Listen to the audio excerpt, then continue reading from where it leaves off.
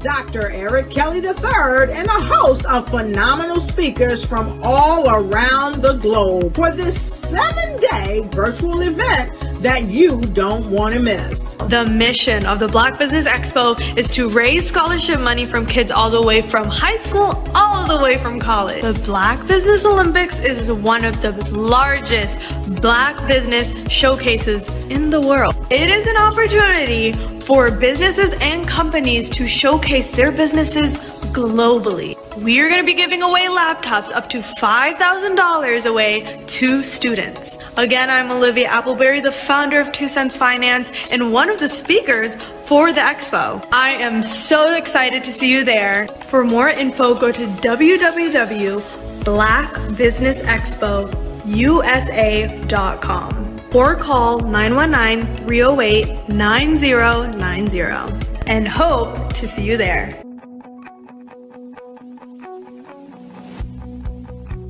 I am Black Business. From the moment I wake until the time I sleep. Yes, I am Black Business. I am Black Business. Tell me, are you Black Business? I am Black Business. Do you support Black businesses? Listen, I support Black business because I am Black Business. Black Business Expo, one of the largest business showcases in the history of Black business in the world. The world! Sign up today at www.blackbusinessexpousa.com or call 919-308-9090. I am Black Business. I am Black Business. From the moment I wake until the time I sleep, I am Black Business. I am Black Business. Are you Black Business? I am Black Business. Do you support Black businesses? I support Black business because I am Black business. Black Business Expo, one of the largest business showcases in the history of Black America in North Carolina. Sign up today at www.blackbusinessexpousa.com or call 919-380-9090. I am Black Business. I am Black Business. From the moment I wake until the time I sleep, I am Black Business. I am Black Business. Are you Black Business? I am Black Business. Do you support Black businesses? I support Black business because I am Black business. Black Business Expo, one of the largest business showcases in the history of Black America in North Carolina. Sign up today at www.blackbusinessexpousa.com or call 919-380-9090. I am Black Business. I am Black Business.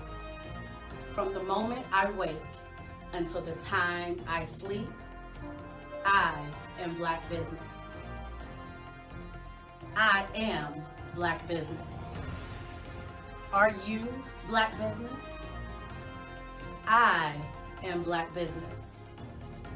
Do you support Black businesses? I support Black business because I am Black business. Black Business Expo, one of the largest business showcases in the history of Black America in North Carolina. Sign up today at www.blackbusinessexpousa.com or call 919-380-9090. I am Black business. I am Black business.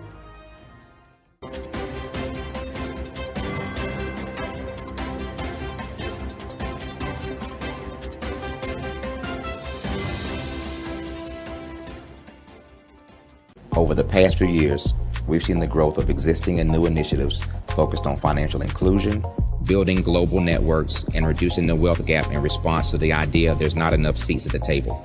Whether their outcomes are to increase the representation of Black executives on corporate boards, ensure an inclusive global economy, or to create new U.S. African commercial pathways, the strategies are often carried out by separate programs. The question is, should they be? With the continent of Africa being home to more than half of the world's fastest growing economies, the youngest workforce, over 400 companies generating more than $1 billion annually, 700 generating more than $500 million annually that are poised for growth, and being the destination of nearly $5 billion in venture capital in 2021.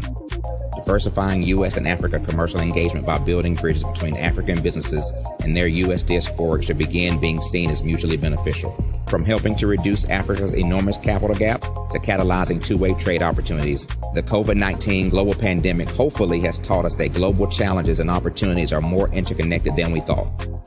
During the pandemic, African companies like Unicorn Flutterwave, insurance provider Reliance Health, ride-hailing app Yasir, and 54Gene, the continent's first bank of DNA on people of African descent, proved that when African companies have access to networks, capital, and information, they grow big, grow fast, and create solutions that are valuable to the world. This is why Be Direct was created. We are the first U.S.-based but African-centric board preparedness and board search company designed to connect U.S. Black talent and corporations to African businesses. Unique and fundamental to Be Direct's success is our process of helping board candidates adapt their experience and networks to an African context before they're connected to high-growth companies that are looking to locally and globally scale. From our focus groups with African business execs and government leaders, we don't ignore the sentiment that business is easy, but people are hard. Having a pool of board candidates with hard-to-access networks and extensive experience across the business life cycle, including successfully raising capital, is table stakes for an initiative like this. So yes, we have that. But corporate or entrepreneurial success in the U.S. does not guarantee success in Africa. Developed alongside industry partners on the continent, our training program, Be Direct Prep, is designed to transpose their experience to create cultural comfort, understanding, and a commitment to helping businesses in Africa scale. Our board governance sessions are African continental and country specific, integrated with cultural awareness and dexterity training, masterclasses led by African industry execs, and mentoring and coaching from African continental-based facilitators.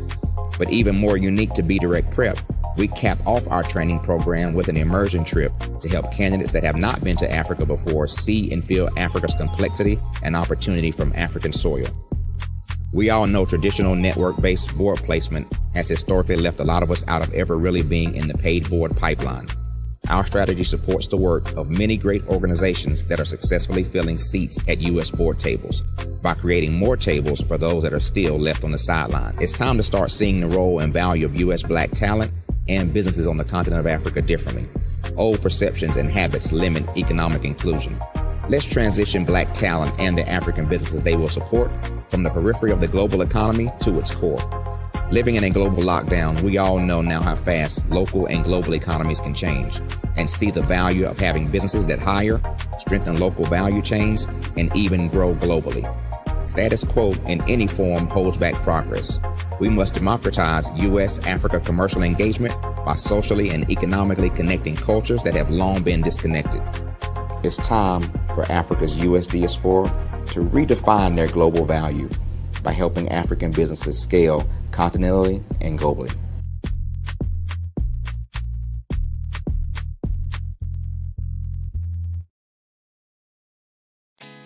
Did you know women represent just 3% of Fortune 500 CEOs and less than 15% of corporate executives at top companies worldwide? Have you wondered what the secrets are to getting into the top ranks, whether in the private or public sector? Do you want to figure out how to stop being held back in your career or passed over for promotion? Then you're in the right place. Hi, I'm Dr. Madeline Ann Lewis, President and CEO of the Executive Women's Success Institute. I have decades of experience in the military, the federal government, and corporate America, and my mission is to help women succeed and tap into their full potential. I want to reach 1 million plus women around the world to become the leaders they are meant to be. So if you want to move into a management or executive level position, or maybe you are a female veteran transitioning out of the military into business entrepreneurship, then reach out to the Executive Women's Success Institute at 301-693-3284. Let us get you on the fast track to success.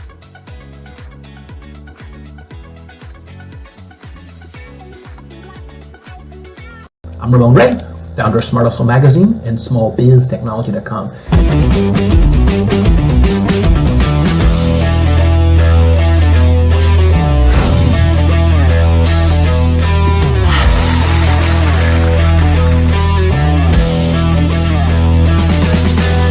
You're here today to celebrate small business success. Stand up on your feet. You rocked the house. It was amazing. Didn't we learn? For me, success comes from failure.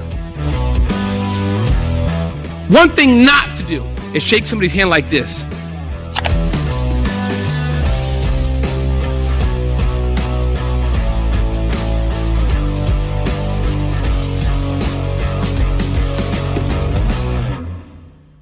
Phenomenal Tanya T. Wise, who is here from the great state of Maryland. Tanya, welcome and thank you for being with us today. Can you indulge our audience a little bit and tell them just a little bit more about who you are and what it is that you do? Well, I love being able to talk to people and have a magnetic attitude, being able to just show them. So I always like to say, level up is Coach at Tanya T. Wise here. So can you tell our audience, just give them a teaser about what your presentation will be about?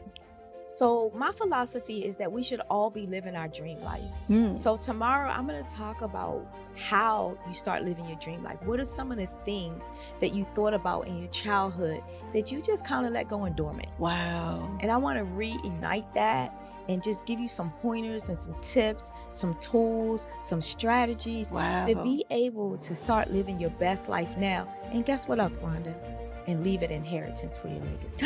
Oh my goodness. Okay, I know that's resonating with a lot of people. I've heard that you have a dynamic coaching program. Can you tell us a little bit more about that? Absolutely.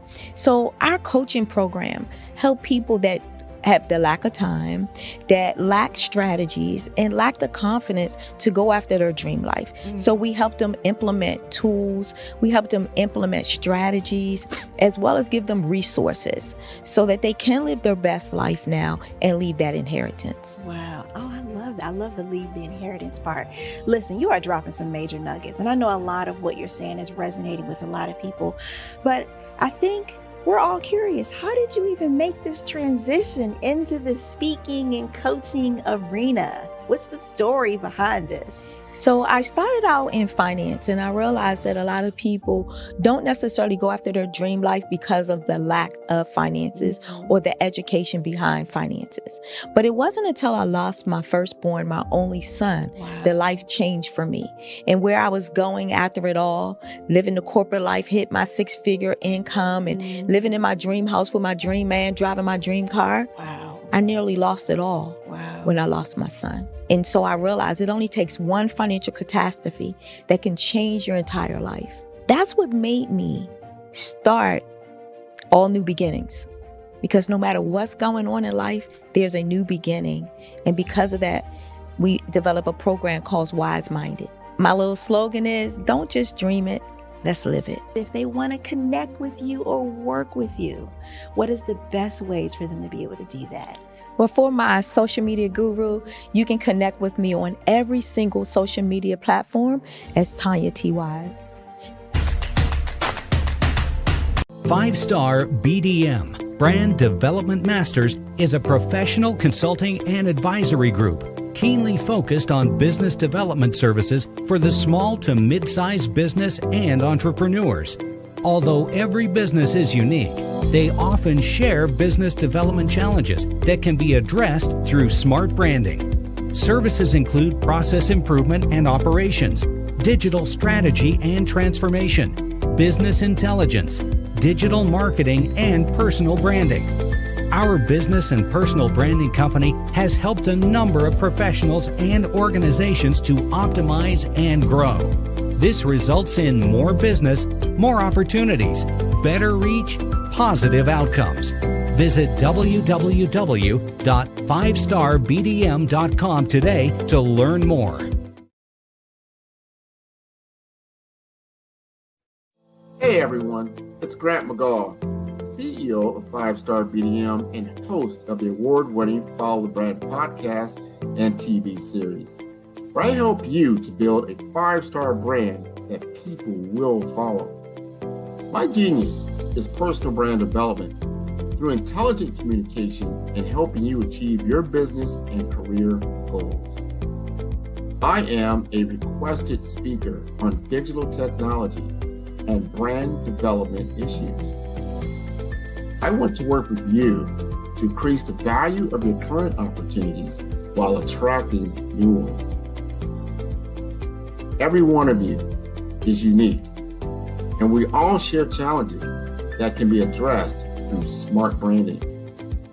As a super connector, I work with you as an executive coach to guide you along the complicated business and career development road, providing the enhancement tools and information you need to succeed. Together, I will help you succeed in today's challenging business climate.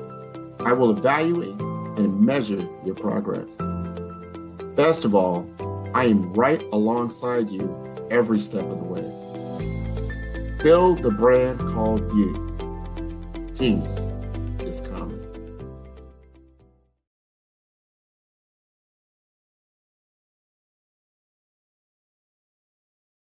Art to me is a creative expression of something from nothing. You know, it explodes onto the canvas, or it explodes on in my work.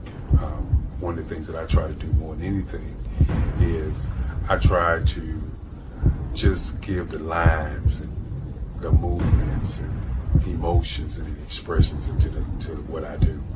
Art really means to me a chance to express how I feel deep down inside. Most of my art begins as a thought that I might have, you know, whether it's sports, whether it's history, whether it's a woman or a man. It pretty much starts as an idea of thought before I get into the actual image of what I'm going to draw. I do a lot of historical pieces. I was a history minor in college, and I love to do history pieces. And a lot of times I'm thinking about history, and then I try to make that history impact you as you look at it. That's one of the reasons I do pictures so large. People ask me, why do I do the pictures so big? And I tell them, I want the piece to impact them as they're looking at it, to kind of dominate them, dominate their space. And most of my pieces I try to do off page. I don't try to do anything that's going to be in those four corners or in a square. And I want your imagination to be a part of the piece that you're looking at.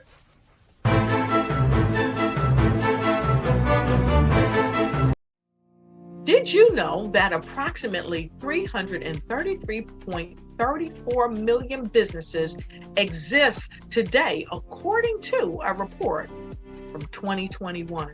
And you may be one of those businesses, or maybe you're not in the business market yet, but you're aspiring to be a business owner. Well, guess what? You're in the right place at the right time. Because let's face it, everything is about timing and opportunity. Hi, my name is Dr. Lotus Richey, and I'm the CEO and founder of the Lotus Richey Coaching and Consulting LLC, along with the Lotus Richey Ignite Show. 15 minutes of success with Dr. Lotus Richey, as well as books to boom your business and bring who you are. And today, I want to bring this amazing message to you about the Black Business Network and the Black Business Olympics.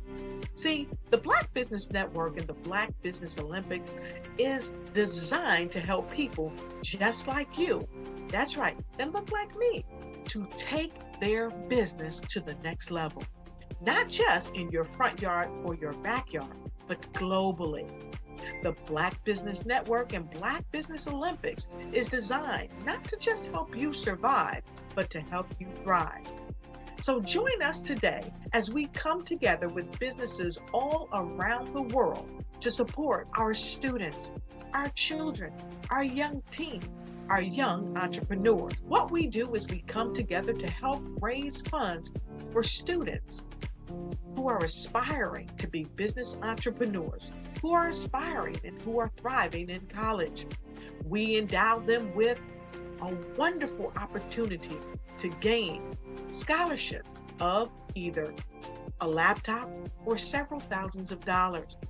And we invite you to help be a contributor to this amazing opportunity to help someone that looks just like you. So join us today at our website and let us connect with you and help you ignite and take flight in every area of your life on the Black Business Network and the Black Business Olympics. I'll see you on the other side.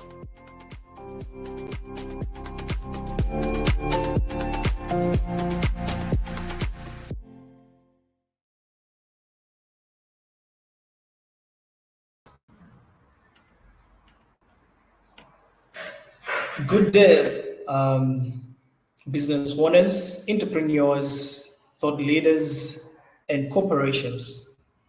Welcome to Black Business Network. My name is Nathan Twali Mlenga, and I am from Africa. You are watching me actually from Lusaka, Zambia. I am your business moderator for this day, on this particular day rather. Black Business for Black Business Network. The Black Business Network is the 24-hour business network showcasing Black businesses, business owners, entrepreneurs, as I already mentioned, and thought leaders worldwide. We have speakers from North Carolina, London, Singapore, Africa, Japan, and cities all over the United States. The Black Business Network is a global community sharing business knowledge, empower, inspire, and educate businesses about business owners about business. Our speaker for this day is the State of Black Business Olympics today. And I'll be the first speaker, and my name, as already stipulated, I'm just going to share a few things about my business and what I normally do and what I've been involved in.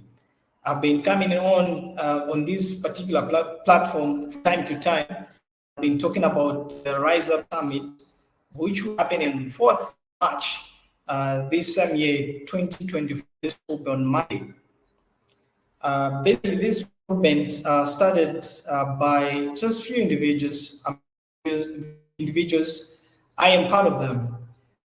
And we just thought that it was just enough for people to be motivated, to be inspired. We need to come up with something that was going to help them. And this came as a thought because of what I've gone through as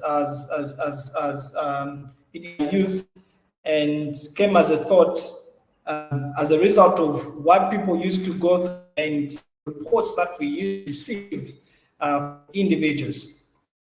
I remember there was a time when I was in my 11th grade, should be 8th grade, not 7th grade.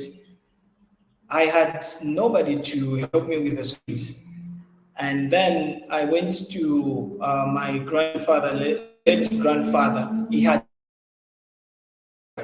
with me, and I only asked for money, which was less than a dollar. And then I told him, I want to start a business. Like, how can you start a business with less than a dollar? Then I was like, I've learned this in school, because by then I was doing bookkeeping and accounts. And then I used that money to buy, I bought some sweets, and I sold the sweets. Then I bought a cookie. I kept on buying until my shop expanded, and people were shocked because I was learning in school and I applied it for me to gain what I wanted. And the same knowledge that me and my team wanted to share with the rest of the world or the community. My friend, one of them is Medium from Malawi. I've got also from Namibia, and also Kamara, part of the movement. So this particular movement started as a result of what we used to see young people were going through. In others were having challenges when it comes to school. Others were having challenges when it comes to just for them to live up to the standards. So we agreed and said to ourselves, we have to start something, a movement, because what we normally used to see from the traditional inspirational talks or motivational talks or shows is where people would go and attend those shows without even being given anything. On top of that, they'll pay the monies for the tickets for them to be allowed to enter the shows. There's nothing wrong with that. But actually what we wanted to do was to do the exact opposite of what most people do. So if people come to us, we'll give them ideas. And if at all we have enough monies in our coffers, we'll help them to do, like for those who are having startup businesses, we'll help them to start their business as long as they present or they pitch their ideas to us. So for example, the one that we'll be having on Monday, the Rise Up Summit, the one is called Rise Up because we want people to rise above challenges, to rise above whatever it is that they're going through in life.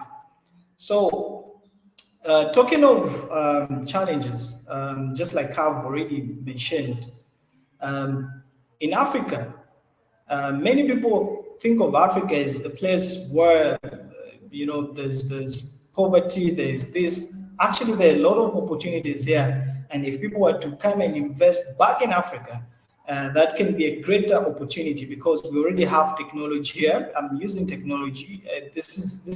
I'm able to communicate with the rest of the world because of technology. And someone thought about it that they needed to rise above challenges. They identified issues, and those same issues, they turned them into capital.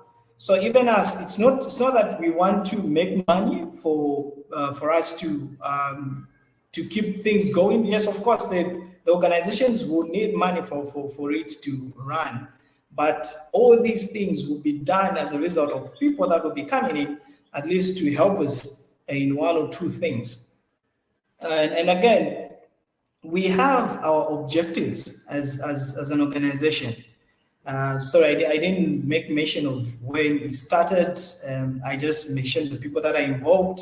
So I am the co-founder with my friend Medium, who's from Malawi. She'll be in Zambia. She'll be landing in Zambia this coming Saturday. Our objectives, because this particular organization started in 2019. And that's when we thought of the idea. We shared the idea with the rest of the people, and then they bought into the idea. And as I'm speaking right now, we have people that have come on board because they've seen the vision that we have. We have organizations such as Swala Pilu, which means that hold your heart, and they're into mental health. So they sponsors, they had to sponsors. They printed out a banner for us, and they also provided some refreshments for the people that will be coming, because for the venue, we were sponsored by the U.S. Embassy. And I'm glad to mention the U.S. Embassy, because they're the ones who provided the venue for us for free. So there was no need for people to pay for them to come and listen to the speakers that will be speaking. And so coming to objectives of the organization, one of the objectives that we have is to empower women. Coming to think of it, women are the most vulnerable in the community. You find that most ladies are vulnerable not only to their predecessors, not only to their relatives, but in the workplaces, ladies are found to be vulnerable. The patriarchal system has continued, but we haven't neglected the boy child as well. We also want to empower the boy child, because the world has forgotten the aspect of taking care of the boy child. Boys are not taught to say, you can cry, it's normal to cry. For boys, they're taught to say, as a man, you don't have to cry. Whatever goes through, whatever is going on in your life, you just have to move on. But that's not the real thing. When things are hard, people have to cry. That's normal. No wonder we find people committing suicide. No wonder this Swalapidu organization is coming in as a result of trying to curb issues that has to do with suicide or suicide. So we are working hand in hand with them, at least to empower women and also to empower boys, to tell them that actually it's normal for a man or for a boy to cry, and also to talk to someone, because most men don't share their personal griefs. They would rather die without telling or informing anyone to say this is what they were going through.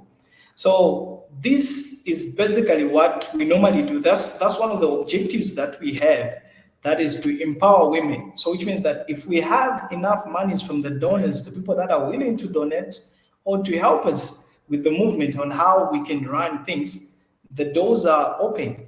So we are there to support. It's not only in Zambia that we're doing this, also in Malawi, in Namibia, South Africa, Ghana, and we have a few individuals that have jumped on board. So in order for us to empower women, we need resources, and one of the resources is money.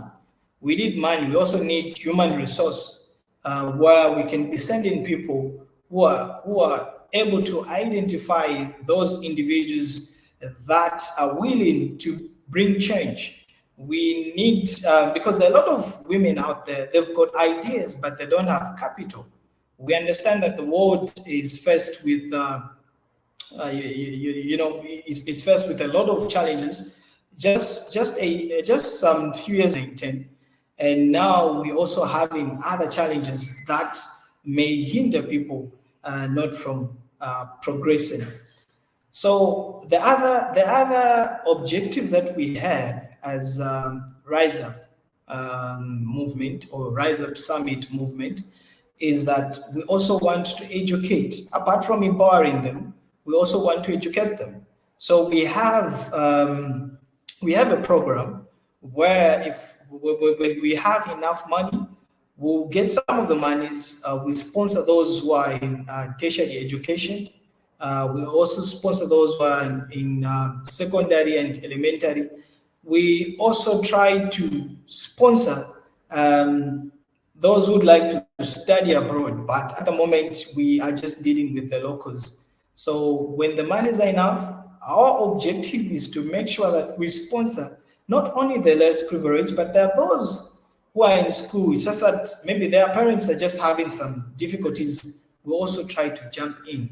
So apart from empowering women, we are also there to provide education. We work hand in hand with the orphanages. so that we try and see what can work best for the both of us or for both our stakeholders. We also try by all means to provide rehabilitation centers for the street kids, because we understand that they also need help, in as much as they may be in the streets. Some of them, of course, they have a genuine reason of being there, but that's not the better place for someone to stay, because they need shelter, they need food, and you find that the things that they're taking in is not even good for their health. So we are trying by all means at least to help the street kids. We are trying by all means at least to help the less privileged. We're also trying by all means to provide a shelter for these young ones or young chaps, for them to have a better life. Because one of the goals, just like I stated in my introduction, that is to bring change and to make sure that people rise above their challenges. Otherwise, it's not good for me to have everything and I forget about my brother who's in the streets. Otherwise, if I've got something, I need to share with them, because I am what I am because of what somebody did to me. Somebody helped and extended their hands for me to be here. So I also have to do the same thing. I have to extend where I can, and I have to make sure that my neighbor is being taken care of, because my neighbor is anyone who's directly and indirectly affected by my actions. So we have to make sure that we are our brother's keeper, and that's what has been one of our objectives. And the other thing is also to provide a platform for the speakers. Like we do provide, we do have Speakers Association.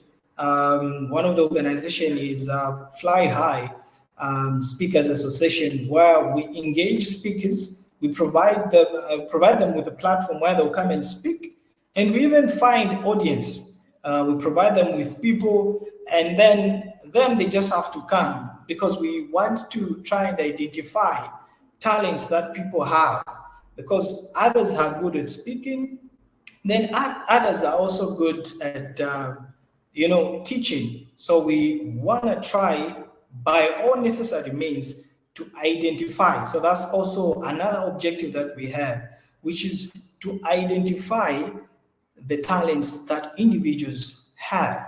So we are working tirelessly just to make sure that we do our level best to do that which is required for people to get there. Then the other thing that we are also doing, we try. It's just that it's very sad. May he so rest in peace, the late president of Namibia. We were trying to engage with the government and also some organizations from Namibia. The process even started. It's just that there's state funeral in Namibia. It just died a month ago. So which is very sad, but otherwise we tried by all means to engage governments, to work with them, apart from providing platforms for the speakers to come and speak on our platforms, on our shows. So talking of the speakers, on Monday we will have some speakers. Some of them are doctors, some of them are lawyers, some of them are farmers. We have one particular speaker who's done doctorate. She's even the dean of law school of one of the schools in Zambia, and these are it's a tier 1 school. It's recognized and it's at par with the University of Zambia. Her name is Dr. Chinambu Kafwilu, and she's one of the respected individuals that I've ever seen, and she's mentored me in many ways, legally, emotionally, everything. Like, she's mentored me, and this will be one of the speakers that will come and speak at this important event. The other speaker that we will have is no other than Ambassador Michelle Manda. She is the former ambassador to Malaysia, Zambia to Malaysia. She worked there during the times of should be Sata or Mwanawasa, and her works were recognized by the state. Actually, she's a very hardworking woman. She holds a master's in law. She also holds degree in law, and she also has got other businesses. She's worked with international organizations. She's also worked, she's the human rights activist. The other speakers that we also have Miss Mtinta Mono. She's the farmer and a teacher and a consultant. She's also done great things for this country, Zambia, and also she's done a lot for Africa. We also have Faith Ngwira Mbewe. She's also a member of Toastmasters, and she's also a great speaker. So these people that I've talked about will come and share their experiences on the platform that we've provided for them. Otherwise, this is not a movement that will just end and die its natural death. No, it will keep on going and until I don't know, because we have tried by all means and we thought about it to say we need to have objectives that will be in line with what people want. So talking of the event, just like I've already talked about it, we are going to provide, in fact, the people that are going to attend, those who have registered for them to attend, are not going to pay anything for the tickets. So which means that they are just attending for free. The speakers are just coming to speak voluntarily, meaning we're not even paying them anything. So we are trying to raise monies to fulfill our objectives. All we are calling upon is for people who are willing to come and buy into the same idea. If at all they can come and share what we have, if at all they can come and add a few things apart from the objectives that we have. Otherwise, we have a lot of objectives, a good number of them, but I thought of sharing these few objectives. Apart from Rise Up Summit, apart from what I've talked about, we also planned that we'll start engaging individuals, like talking to them, maybe giving them loans, whereby if the business is quite big and the person is doing fine, we can at least give them capital, and then they'll start paying back a little bit, because we are not profit making. We are there to empower and help individuals. The monies that will be coming back to our coffers, we'll try and help the less privileged. We'll try and pay school fees for that particular student who's looking for monies. Otherwise, in our organization, we do not discriminate. We do not segregate. We look at everyone to be equal. And I may be the founder or the co-founder of Rise Up Summit movement, but I do not look at myself to, I do not look at myself to be one of the founders. So we basically trying to provide platforms that will eventually work for people, that will provide means for them to have access to services and products. And the other thing that I think one important aspect that I almost forgot with the government of the day, in that we want to start providing workshops for the people, for the men in uniform, working hand in hand with the Swalapilo organization, where we can go and try and talk about mental health. When I lost a friend of mine, it pained me because she was my closest friend, and she committed suicide, and nobody knew what happened to her, because mental health is a very serious issue, and many people don't even talk about it. No wonder we even trying to to also help the boy child, not to neglect the boy child, because most people have neglected the boy child. They are just talking about the girl child, the girl child. Even the boy child also needs our help. They also need to be, to be treated as human beings. You find that most boy child, most of boys are neglected, and they're not being looked at because most people feel like they are men and they can deal with their own issues.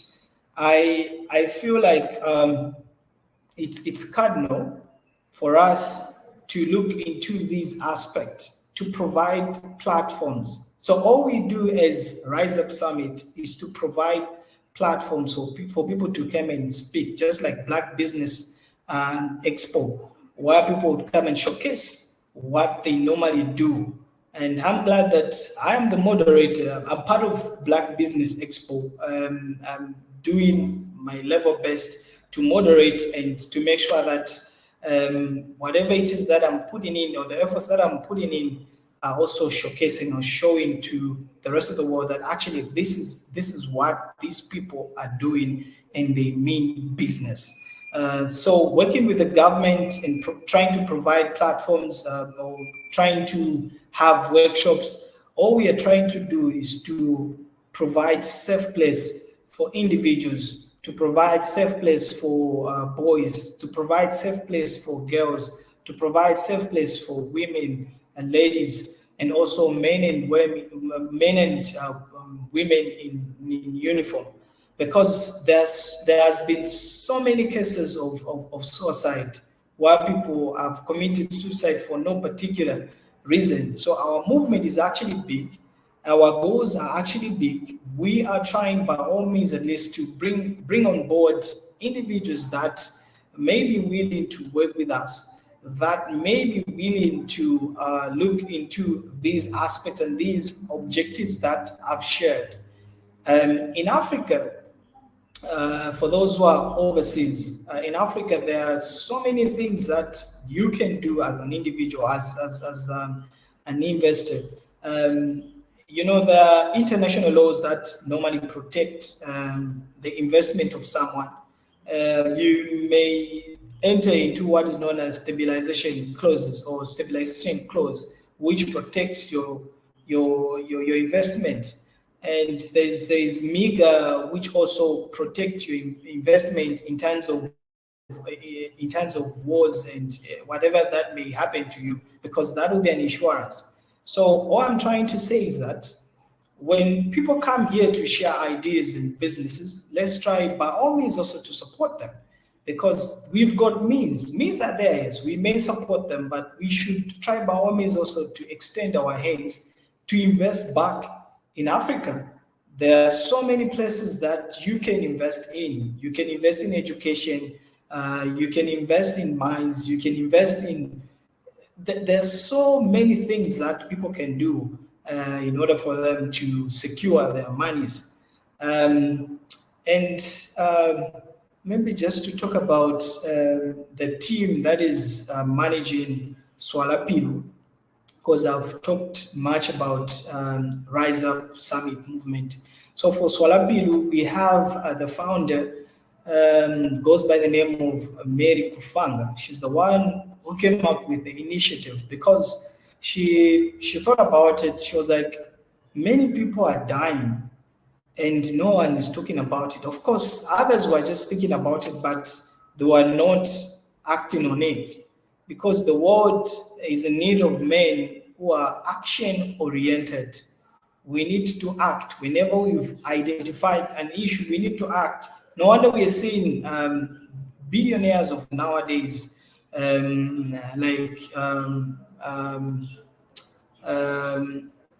like Mark Zuckerberg, and also the other big guys who have made it in life.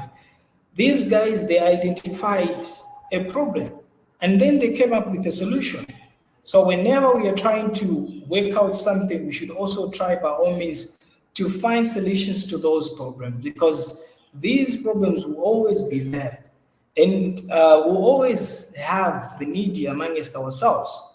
For me to be here, just like I've already stated and alluded to, it's because someone extended their hand. They saw that this young boy has got potential and he may change the world at some point.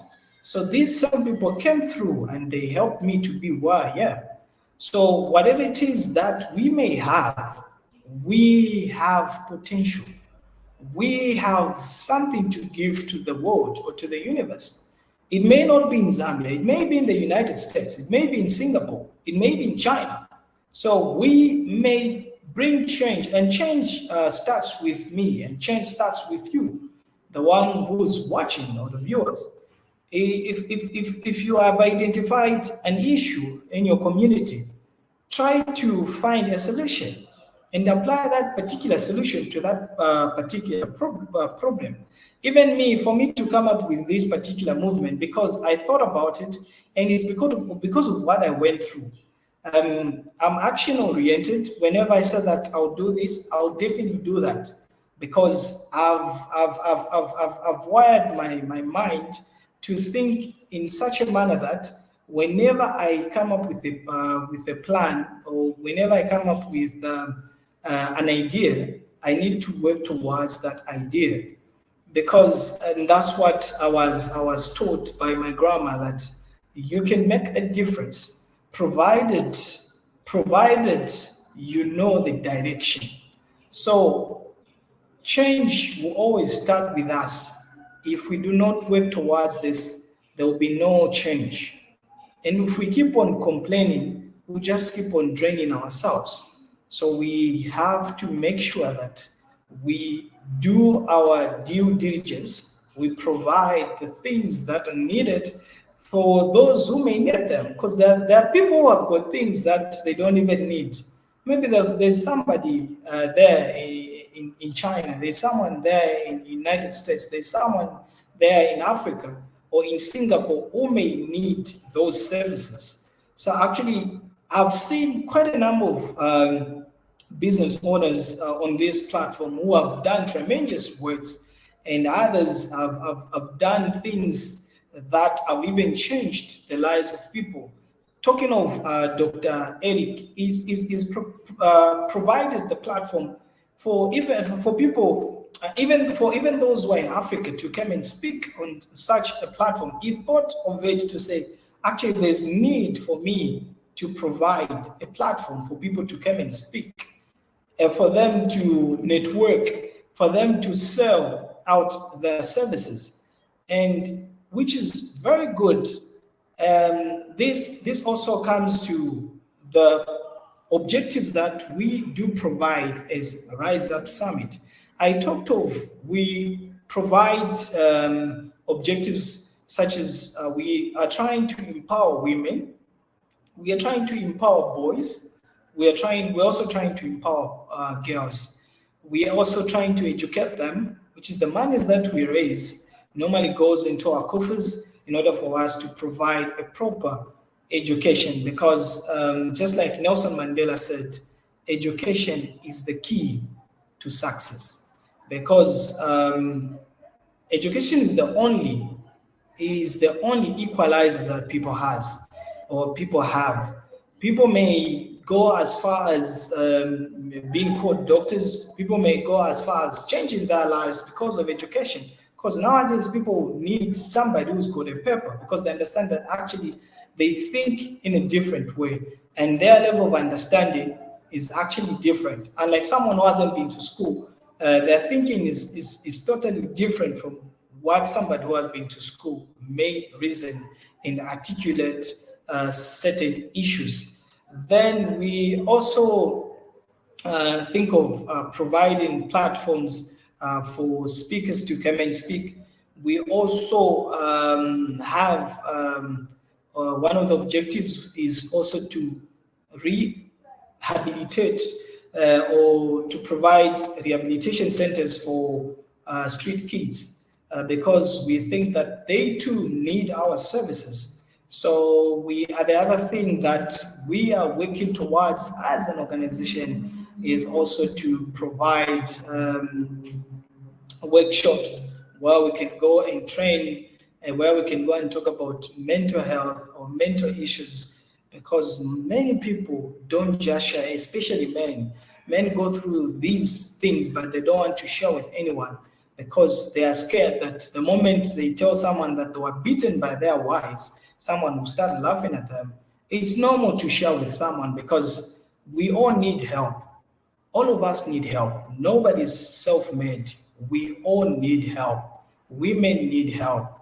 And just like I started that we want to empower women because women seems to be the most vulnerable.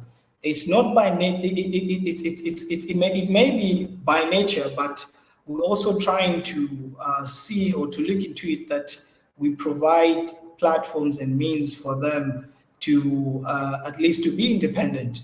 I'm glad and happy that many women that I've watched on this platform are independent and they're able to do marvelous works.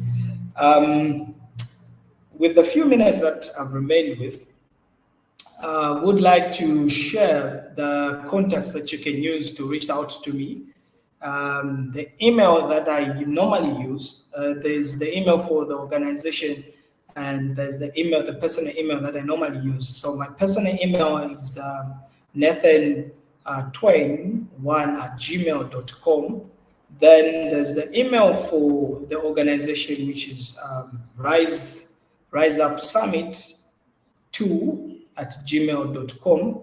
Then there's also Swalapilu, Hold Your Heart, at gmail.com. Then my personal number is +260 975 40 5074, +260 975 40 5074. Those are the numbers. So basically, what I've been talking about is that we can rise above challenges. So the kind of business that we're engaged in, because we're providing services to people, is that we want to provide platforms for speakers to come and speak. We want to provide shelter for the street kids. We are also trying to provide education for the less privileged. So whatever money that we raise, even the monies that we raise from the fundraising that we'll be raising from the things that the articles that we'll be selling, such as the t-shirts, the hoodies, the cups, the caps, those monies will go directly into the coffers, and they will serve the purpose that they are intended to serve. Otherwise, it's been a prompt pleasure for me to speak here as the first speaker. I will see you on the other side. My name is Nathan Twali Mlenga from Lusaka, Zambia. Thank you. I am Black Business. From the moment I wake until the time I sleep, I am Black Business. I am Black Business. Are you Black Business? I am Black Business. Do you support Black businesses? I support Black business because I am Black Business. Black Business Expo, one of the largest business showcases in the history of Black business in the world. Sign up today at www.blackbusinessexpousa.com or call 919-308-9090. I am Black Business.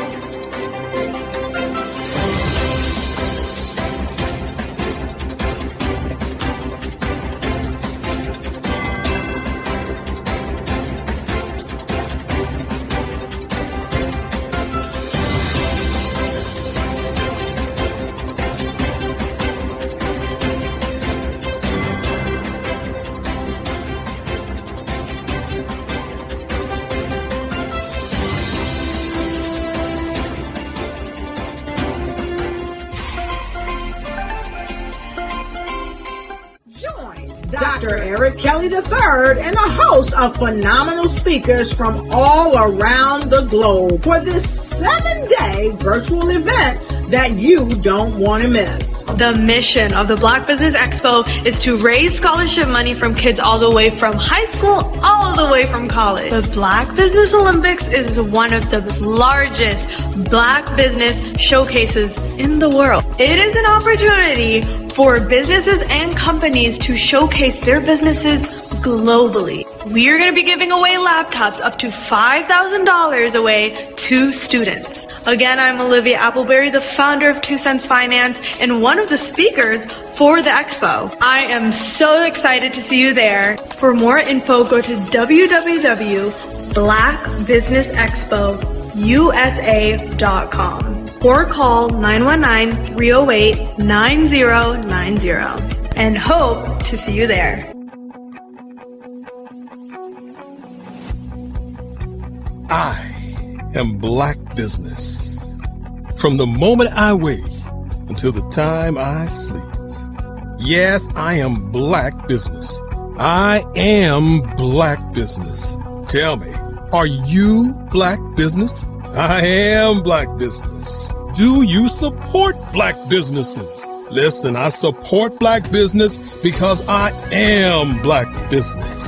Black Business Expo, one of the largest business showcases in the history of Black business in the world.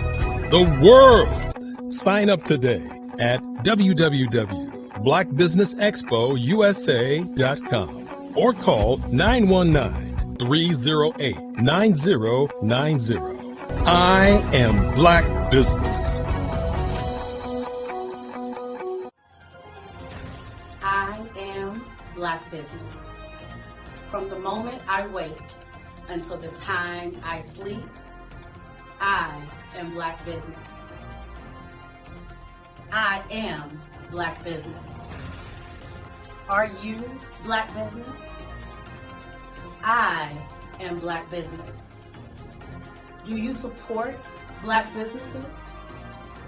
I support Black business because I am Black Business. Black Business Expo, one of the largest business showcases in the history of Black America in North Carolina.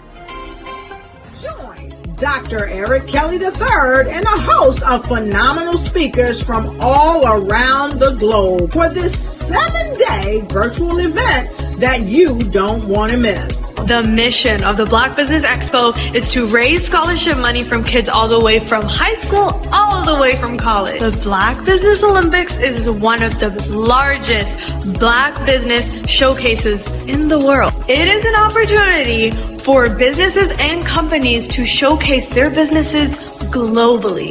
We are going to be giving away laptops up to $5,000 away to students. Again, I'm Olivia Appleberry, the founder of 2 Cents Finance and one of the speakers for the expo. I am so excited to see you there. For more info, go to www.blackbusinessexpousa.com or call 919-308-9090 and hope to see you there. I am Black Business. From the moment I wake until the time I sleep.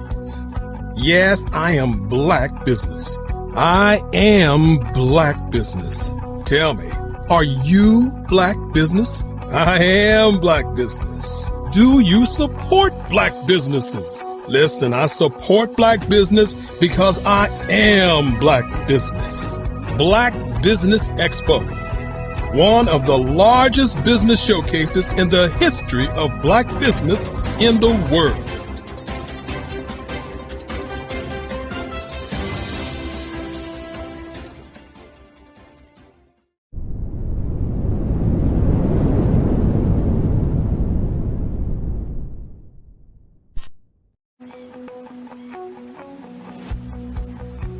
I am Black Business. From the moment I wake until the time I sleep. Yes, I am Black Business. I am Black Business.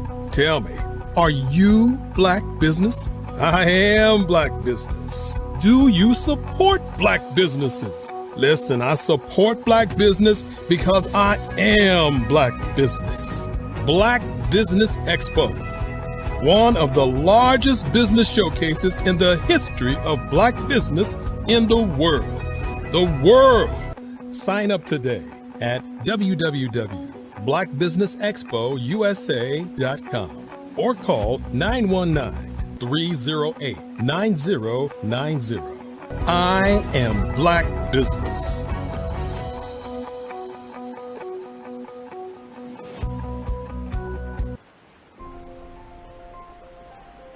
What if you could build your own city? A place where every child can find nurturing people to help them achieve their full potential. A place where every adult can access job training support, where health education is abundant, where social justice ruled the land. A place without limitations. Welcome. You have arrived at STEM City USA. It is what every city should be. A safe and trusted community where you find people and resources to help you become everything you are and beyond. STEM City is unlike anything you have ever experienced. It is a digital twin of the world around you, only better. STEM City is about energy and soul renewal. It is more than a digital world. You can almost feel the power of live cultural events, music, and theater. STEM City promises a better future for children, with caring mentors and hands-on activities, with dedicated tutors to support our youth. STEM City is your passport to a healthy lifestyle, with weekly events addressing our community's many issues. STEM City is your financial well-being, with helpful information on wealth management, career advancement, job training, and so much more. STEM City is the community you deserve. It is the city where your dreams can come true. STEM City USA, a place in the sky that is accessible to all who reach for the stars.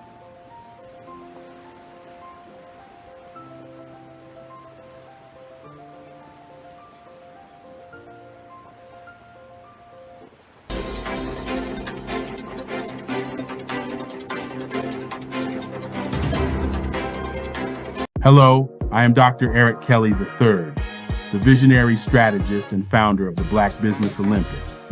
I invite you to showcase your Black-owned businesses on the Black Business Network global stage.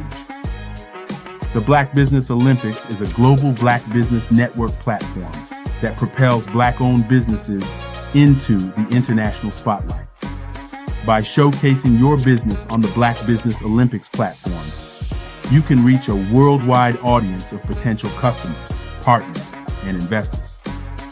You can also establish yourself as a thought leader and expert in your field, attract lucrative partnerships, and more speaking engagements.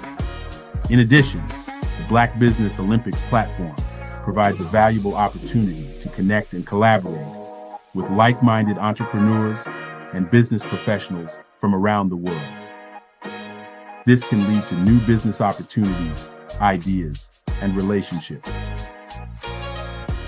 Finally, by sharing your story and expertise on the Black Business Olympics platform, you can inspire and empower others. This is a powerful way to make a positive impact on the world and leave a lasting legacy. If you are a Black-owned business owner, I encourage you to seize the opportunity to showcase your business on the Black Business Olympics platform. It is a once-in-a-lifetime opportunity to make an indelible mark on the world. Be one of the 1,000 visionary entrepreneurs who are changing students' lives, shaping industries, and leaving an unforgettable legacy for their families. Unleash your voice on our global stage and watch your business thrive. Black Business Olympics is one of the largest Black business showcases in the history of Black business in the world. Yes, the entire world.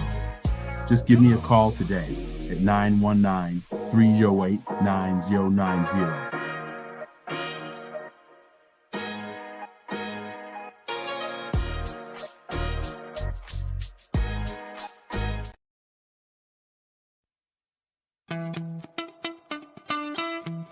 How many times have you been asked to help someone you didn't even know, a student, a business entrepreneur? Or did you ever even ask, where did they end up? That business, that friend, that entrepreneur. Well, just maybe they ended up in a gang, bankrupt, homeless, or worse, dead. Maybe they turned to crime, drugs, and alcohol.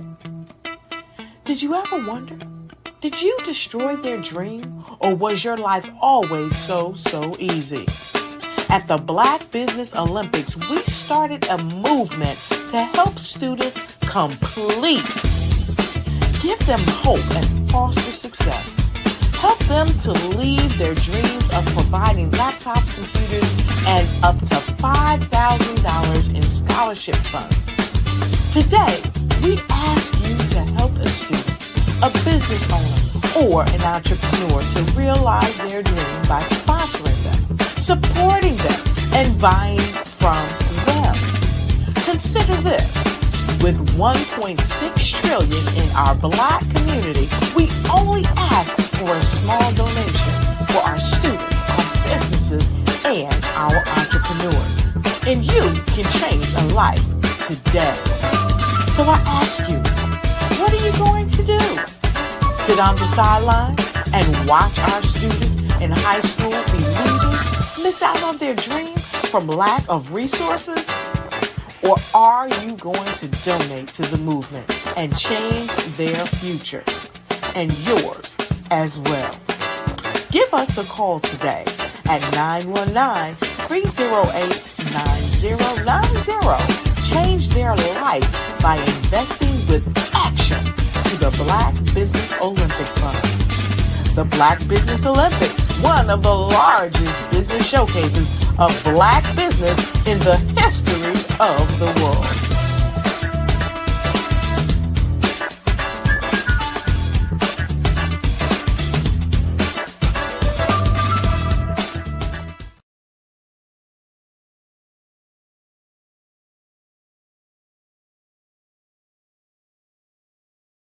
I am from Washington, D.C., but I was raised in Durham, North Carolina.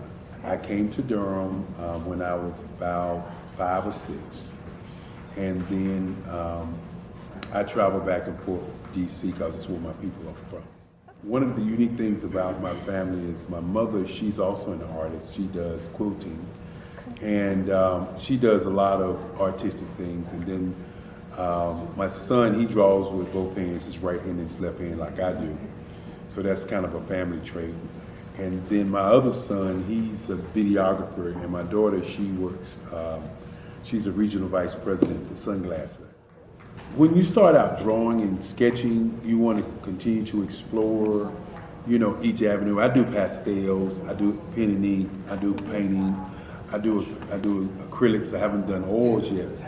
But I try to do all facets of art. What I say to a lot of times to people is, you know, you can't put yourself in a box when you're an artist. You have to explore. And over the course of my life, I've tried to explore different mediums. I also do sculpture as well.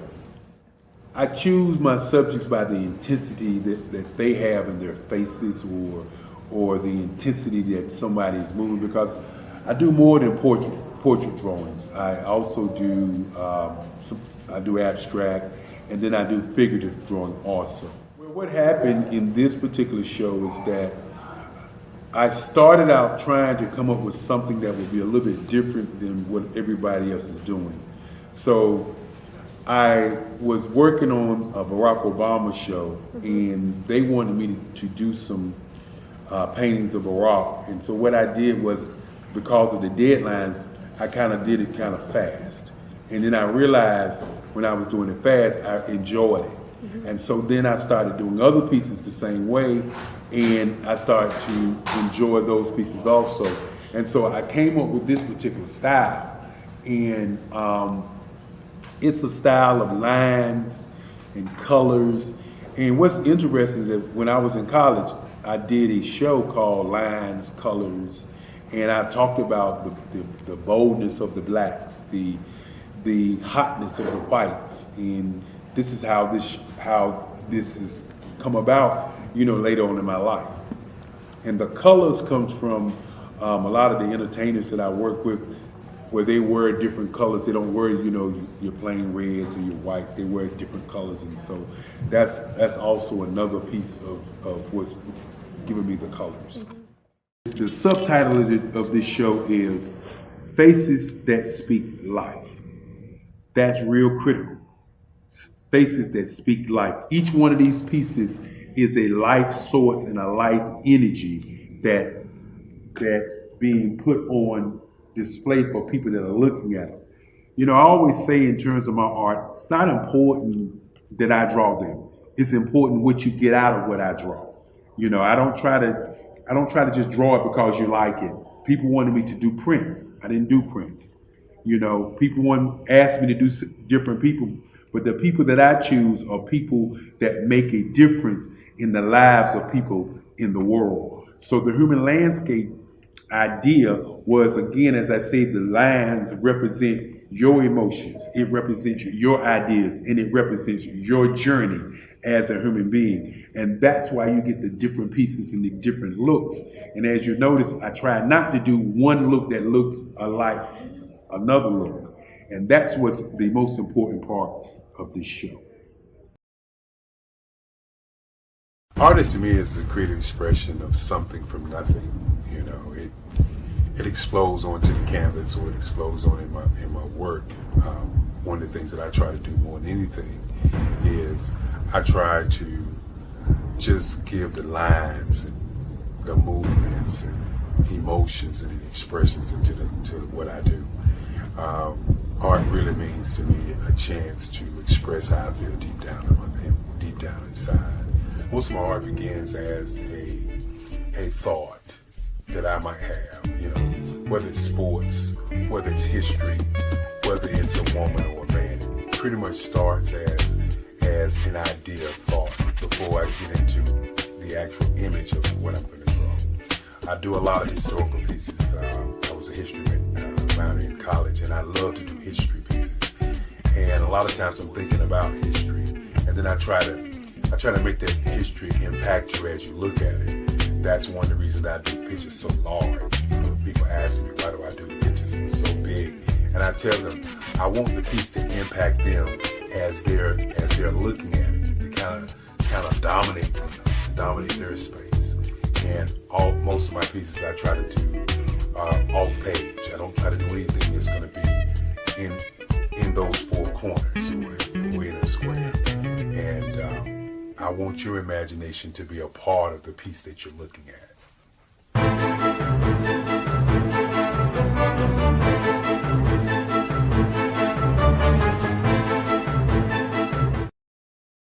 Artist to me is a creative expression of something from nothing. It explodes onto the canvas, or it explodes on in my work. One of the things that I try to do more than anything is I try to just give the lines and the movements and emotions and expressions into what I do. Art really means to me a chance to express how I feel deep down inside. Most of my art begins as a thought that I might have, whether it's sports, whether it's history, whether it's a woman or a man. It pretty much starts as an idea of thought before I get into the actual image of what I'm going to draw. I do a lot of historical pieces. I was a history minor in college, and I love to do history pieces. And a lot of times I'm thinking about history, and then I try to make that history impact you as you look at it. That's one of the reasons I do pictures so large. People ask me, why do I do pictures so big? And I tell them, I want the piece to impact them as they're looking at it, to kind of dominate them, dominate their space. And most of my pieces I try to do off page. I don't try to do anything that's going to be in those four corners or in a square. And I want your imagination to be a part of the piece that you're looking at.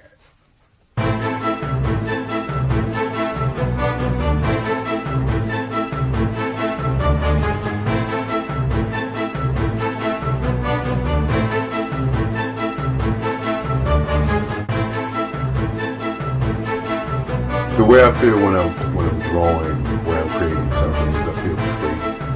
I feel like there's an anticipation of something that's going to come. I try not to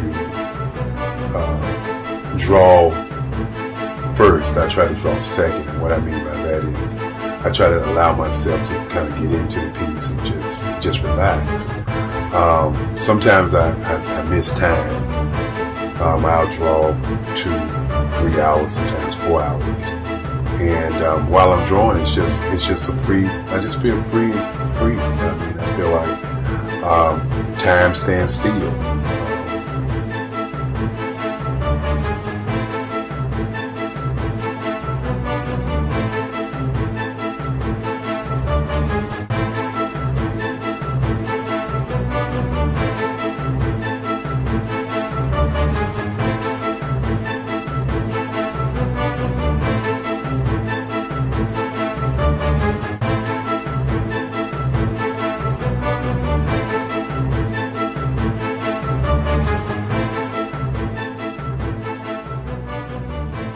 That's what it's all about in terms of the lines and the colors in my work, is to get an expression, to go deeper and past just what you see on the surface, but to go in and try to find an expression that everybody gets a different taste of what that expression is, whether it's anger or whether it's being happy or whether it's being, kind of calm or nonchalant.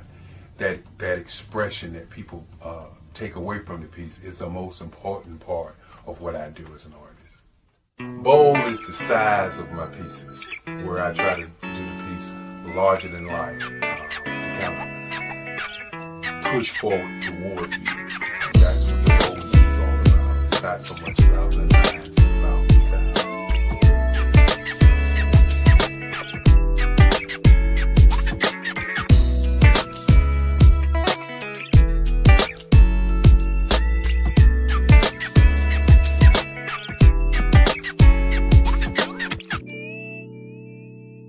The Face of Change art show is inspired by my mother, but more importantly, it's a historical moment in time as the pieces depict different emotions and expressions of Barack Obama. The 44th president is indicative of the 44 pieces of art that I have done in this particular collection. When you begin to think about expressions and portraits, this is a portrait gallery of expressions of what transpired as Barack Obama ran for office. Some of the pictures are abstract and some are expressionistic. And I combine both of those forms of art to create this collection of art pieces.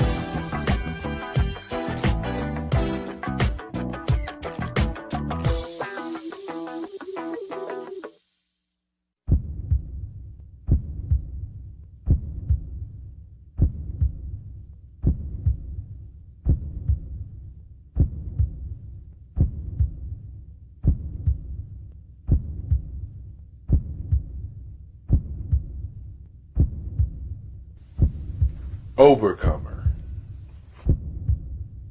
Brilliant. Ambitious. Motivated. Awesome. Obama.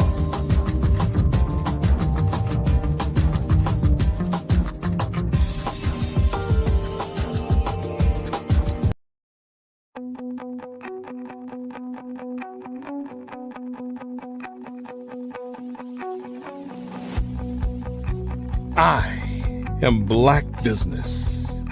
From the moment I wake until the time I sleep. Yes, I am Black Business. I am Black Business. Tell me, are you Black Business? I am Black Business. Do you support Black businesses? Listen, I support Black business because I am Black business. Black Business Expo, one of the largest business showcases in the history of Black business in the world. The world! Sign up today at www.blackbusinessexpousa.com or call 919-308-9090. I am Black business.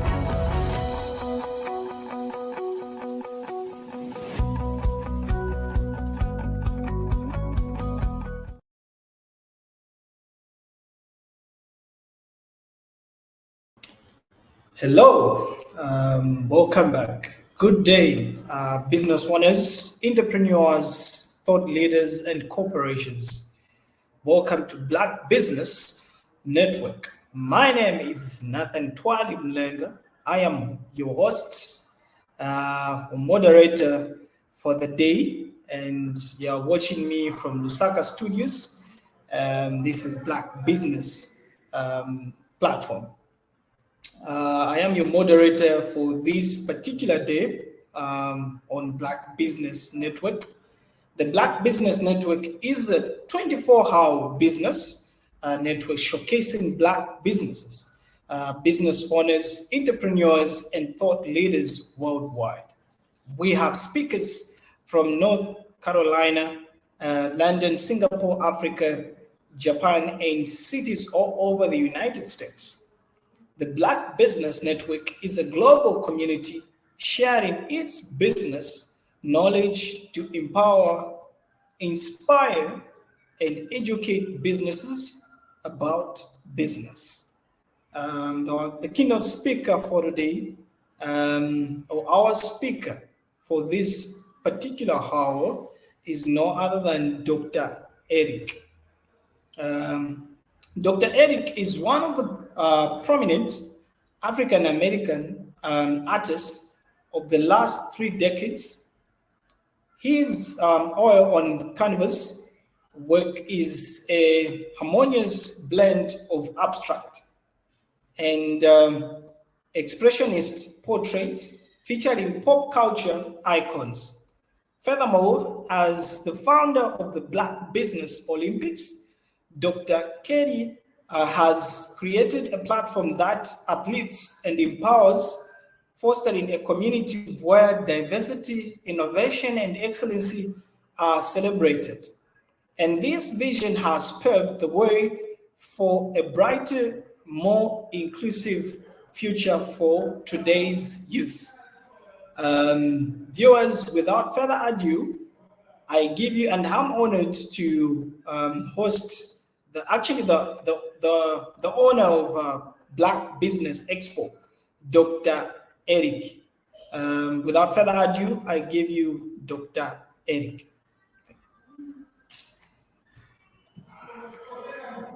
Good morning, good morning, good morning. How are you today? Morning, Dr. Eric. How are you? Doing pretty good as we get prepared for presentation that I wanted to make this morning as we continue to bring people to the platform. And you're located where? In Lusaka, Zambia, Africa. Okay. Just want to make sure people understand that we are reaching out across the globe to business owners and to thought leaders like yourself, young man, to share in the information about what's going on in the world. Again, want to thank you. And as we say, genius is common, and I'll see you on the other side.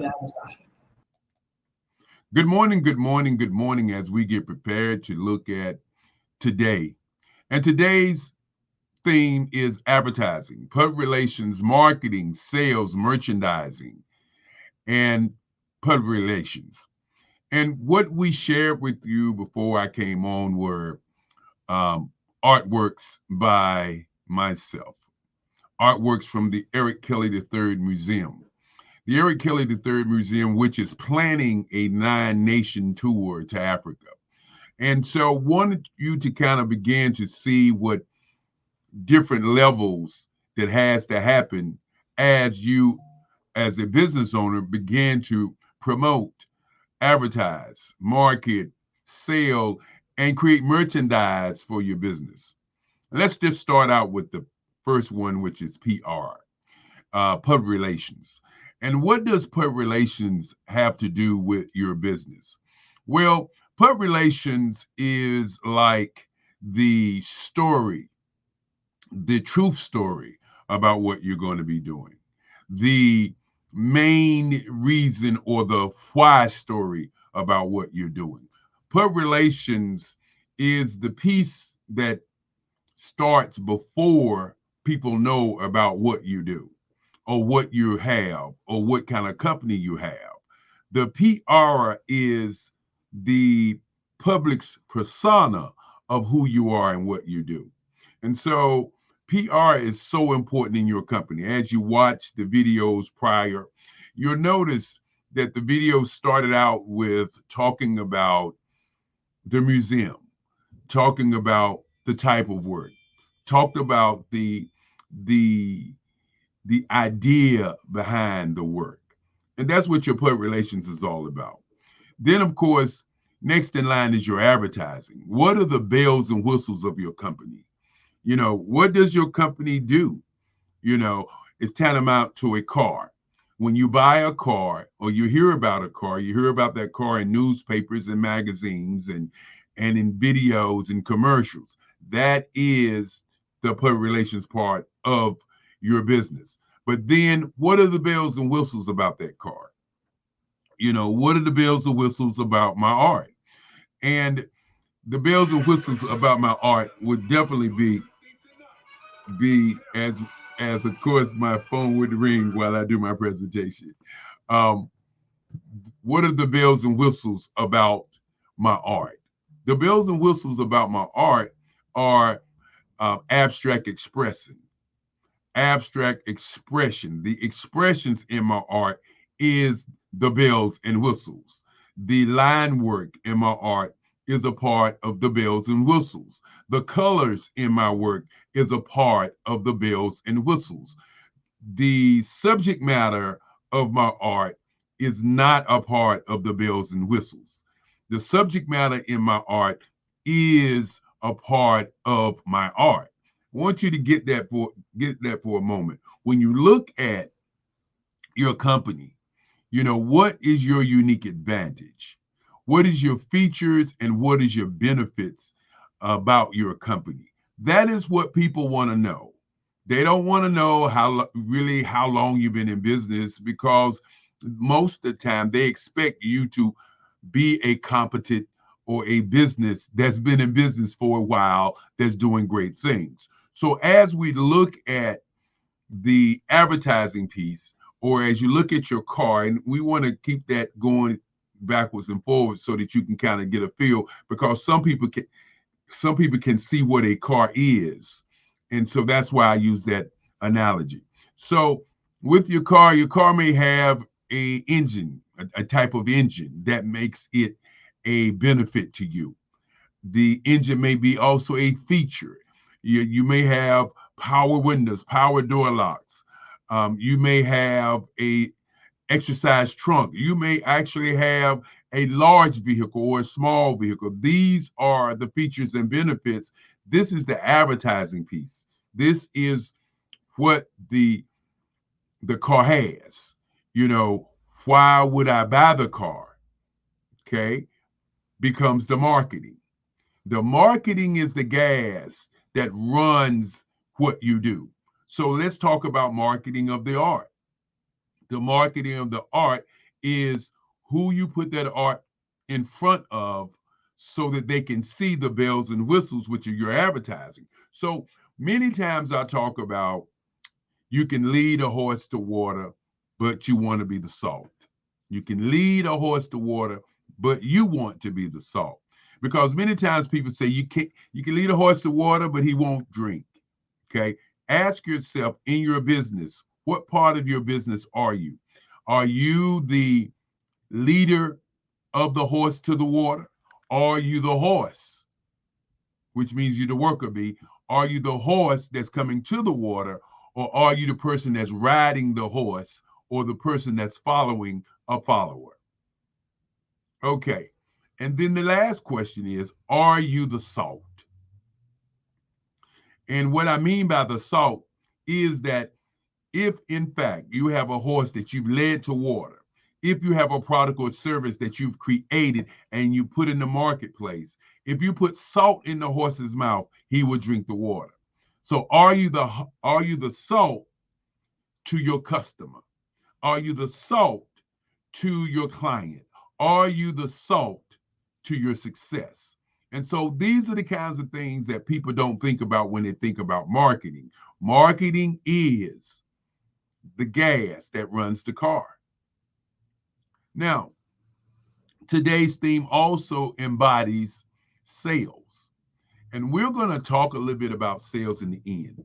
And it also, today's themes embodies merchandise. And why merchandise is very important, because I submit to you that the merchandise that your company has or sales, whether it's t-shirts, hats, caps, ink pens, or whatever, are a part of your marketing mix. It's a part of your money mix, I should say, not marketing, but your money mix. So you got public relations that tells the story, that gets people to trust you. You got advertising that talks about the bells and whistles of what your company does. Then you have the marketing, and the marketing drives your product in front of your client. And your marketing is your salt. And then, of course, you got merchandising, which is also a part of your money mix. Let's talk about sales and why sales is so valuable. Sales is the lifeblood of your company. Many times people will start a company and they will say things like, well, I'm not good at sales. I don't like sales. Sales is just not what I do. And so what I want to submit to you this morning is that you must understand that you sell every time you open your mouth. You sell every time you put on the clothes that you wear. You sell every time that you walk into the room. So when you say you don't like sales, you have to also understand, then why do you dress the way you dress? Why do you talk the way that you talk? Why do you interact with people the way that you interact? All of this is sales. Now, understanding how to sell is altogether another situation. And let's go into the whole sales cycle, the sales piece this morning, and see if in fact that you can begin to see how sales is valuable and how sales is very important. The first part of sales is very important. And that first part of sales is understanding who your client or customer is. That title is called qualifying. And why is qualifying very important? Well, qualifying is important because you want to know whether or not you have a suspect, a prospect, or a buyer. How do you find out if you have a suspect, a prospect, or a buyer? The way that you find that out is by qualifying that client, by asking that client qualifying questions. If you're selling water products and you're talking to a person who does not need them, then you're explaining to them what you're selling. Qualifying your client is the very essence of sales. Before you even begin the sales cycle, qualifying that client is very important. And when you qualify that client, you must have 15 questions that you can ask about what your business does to that person so that you can find out whether or not you got a prospect, suspect, or a buyer. And what I mean by that is, many times we go into a conversation with a client or a conversation with an individual and we don't ask any questions. we don't qualify them. So we spend 2-3 hours working on proposing our product. You notice I chose my words kind of carefully there because sometimes people believe they're selling their product. No, you're proposing your product to someone. What I mean by that is you're discussing it, you're putting your vigor in, your energy in, you're talking about it with great zest, and the person that you're talking to is truly not interested. And you find yourself spending hours of your time doing that, and that is in lies the biggest challenge of your time. So the qualifying round is incredibly the most important part of the round of your sales because it opens the door, it tells you whether or not to go forward, and it also saves you time. Now, once you qualify, the next area that you must begin to do is to talk about who you are, what you have, and begin to give that person what I call references about what you are as a person. You sell that person on who you are. I want you to listen to what just happened. First, you qualified.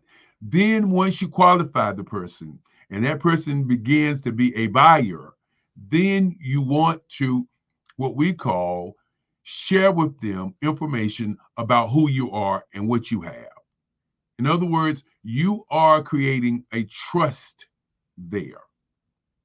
Now, once you create that, once you sell the person on who you are, now it's time to sell your product or service with features and benefits. Now, these features and benefits and these services have to be a part of what you got or learned during the qualifying round.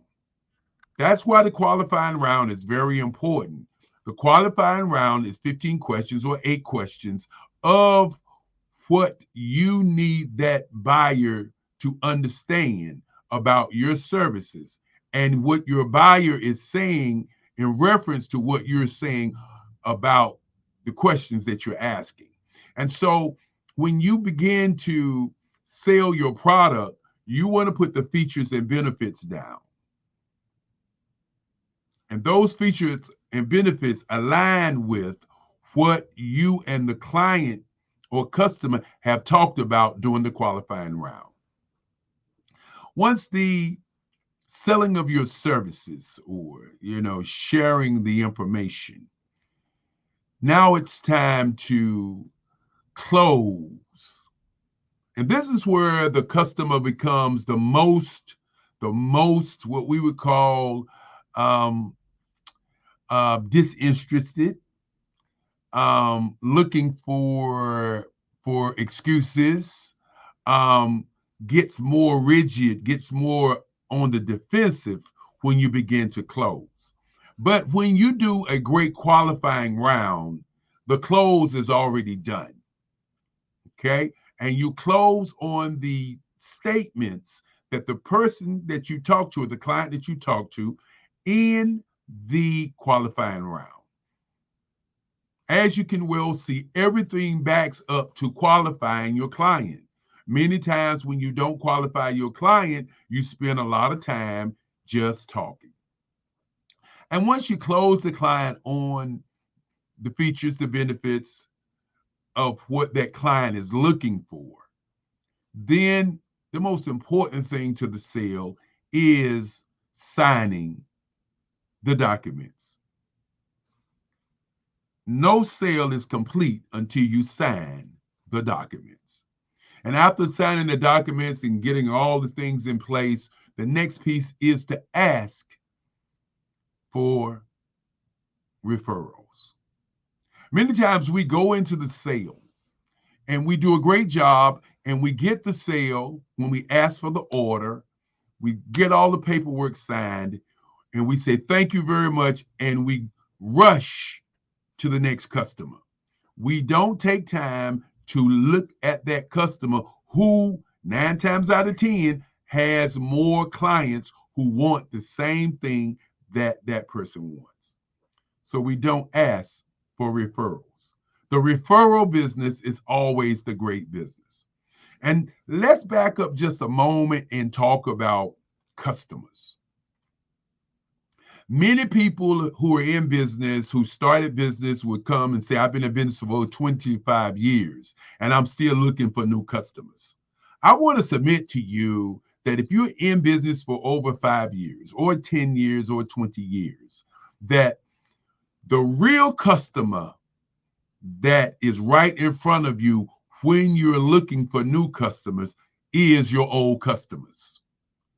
Today, I want you to take the time and look at your database and look at all the customers that you've had in the past and give them a call and ask them, how can you serve them?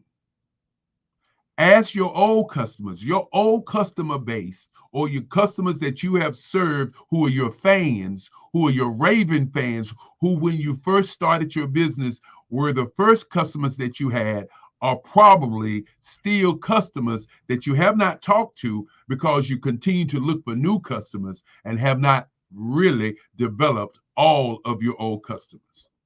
So as we talk about sales today, I want to leave that with you about the sales scenario, the sales situation.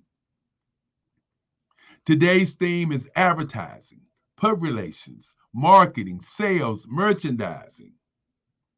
And these are key critical parts of your company.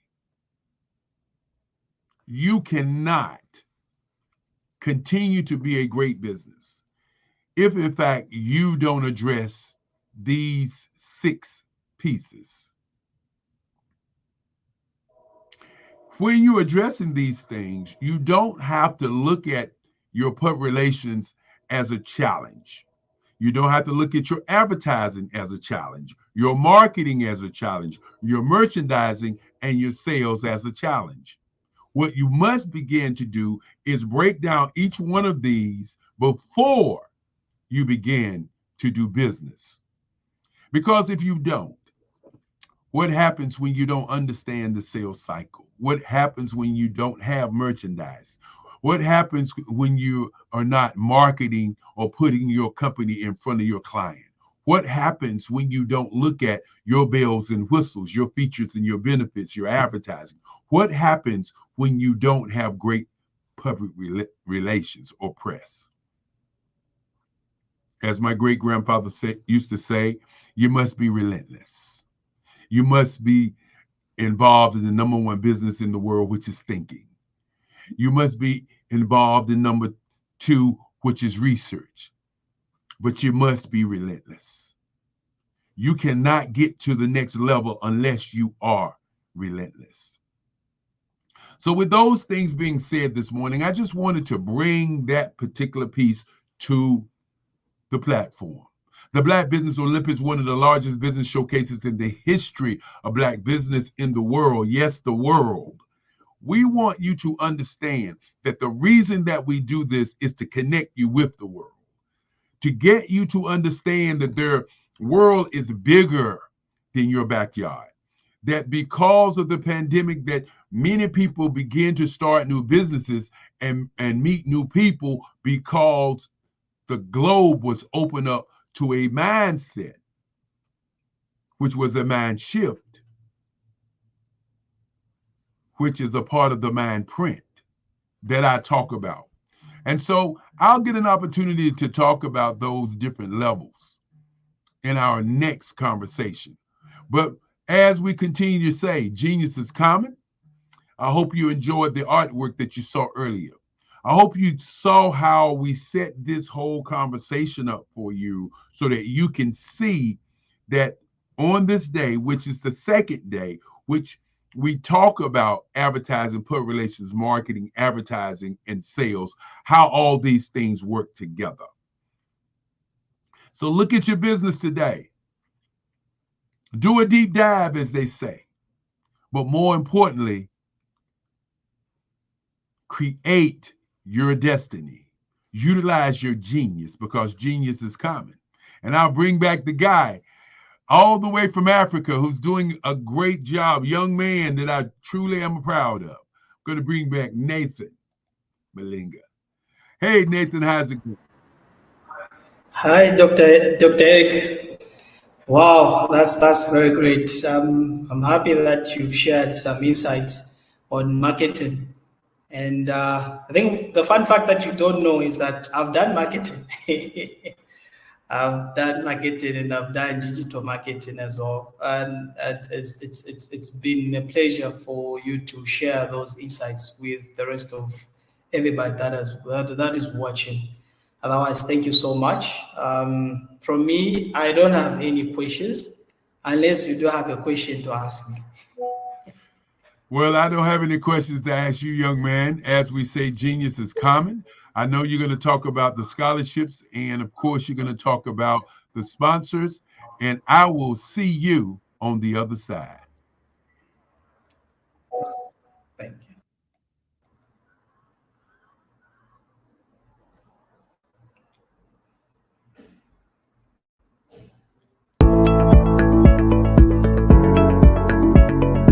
Prepare for what's coming and dominate in economic winter. Stand strong and thrive by showcasing your great products and services globally through the Black Business Network and Black Business Olympics. The Black Business Network has showcased over 2,000 companies with over $7 billion in sales each year. Over 10 million attendees have viewed the rebroadcast each month. Through the Black Business Olympics, unique styles of business training and mentoring are turning students into business owners and entrepreneurial warriors who will dominate in any economy. Gain the ultimate advantage of the Black Business Olympics, 7 days of unbelievable topics and speakers speaking around the globe. Donate your time and experience to provide expertise and scholarships to students worldwide and change the world. Now, more than ever, new insights, tools, strategies, and capabilities are needed. This is your chance for a major presentation to the world. Fill out the form and join the more than 2,000 speakers who have presented to over 200 countries. Join the Black Business Network streaming live into the metaverse, STEM City, Black Multiverse Enterprises, Hulu, Amazon, YouTube, iHeartRadio, Apple, Facebook, LinkedIn, Pod TV, IBM TV, Spotify, and Google Podcasts. Sign up today. Spaces are limited, and we will see you there.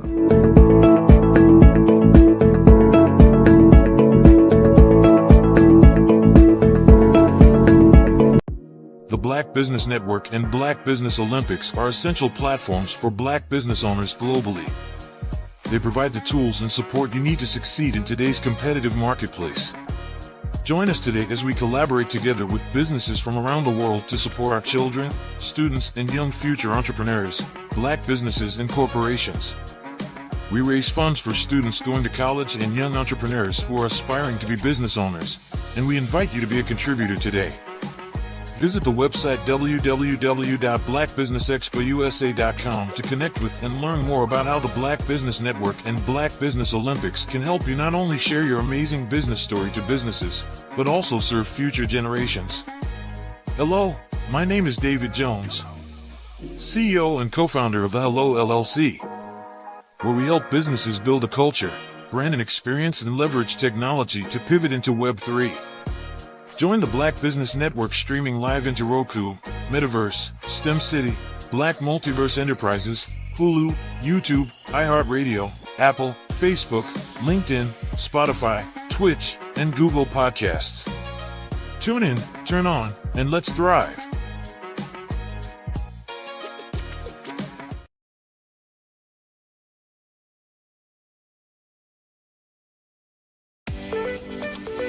You are in the right place at the right time.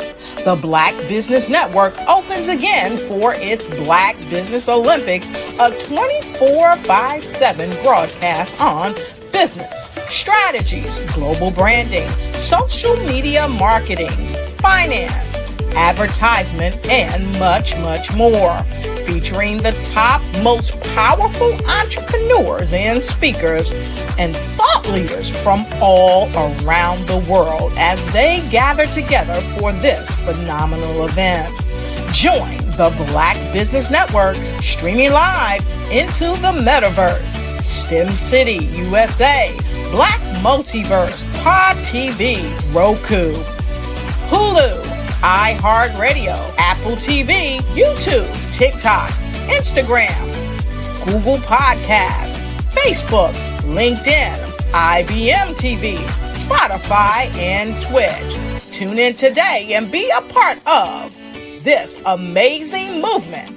The Black Business Olympics welcomes you.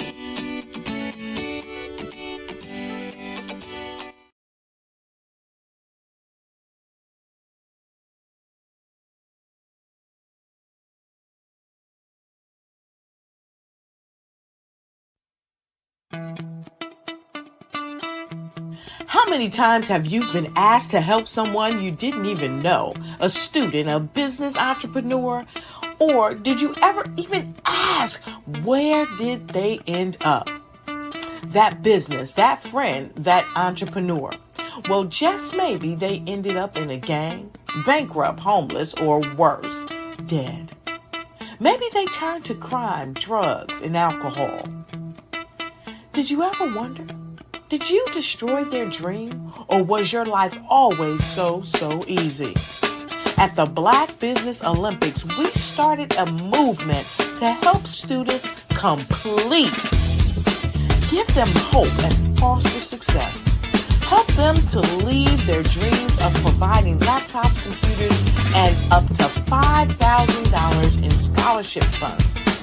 Today, we ask you to help a student, a business owner, or an entrepreneur to realize their dream by sponsoring them, supporting them, and buying from them.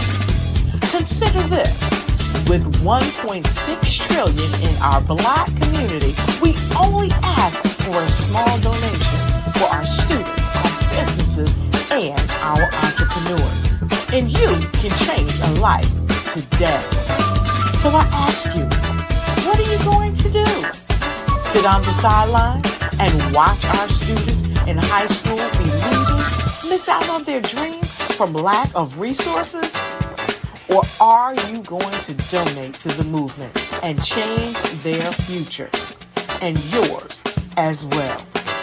Give us a call today at 919-308-9090. Change their life by investing with action to the Black Business Olympic Fund. The Black Business Olympics, one of the largest business showcases of Black business in the history of the world.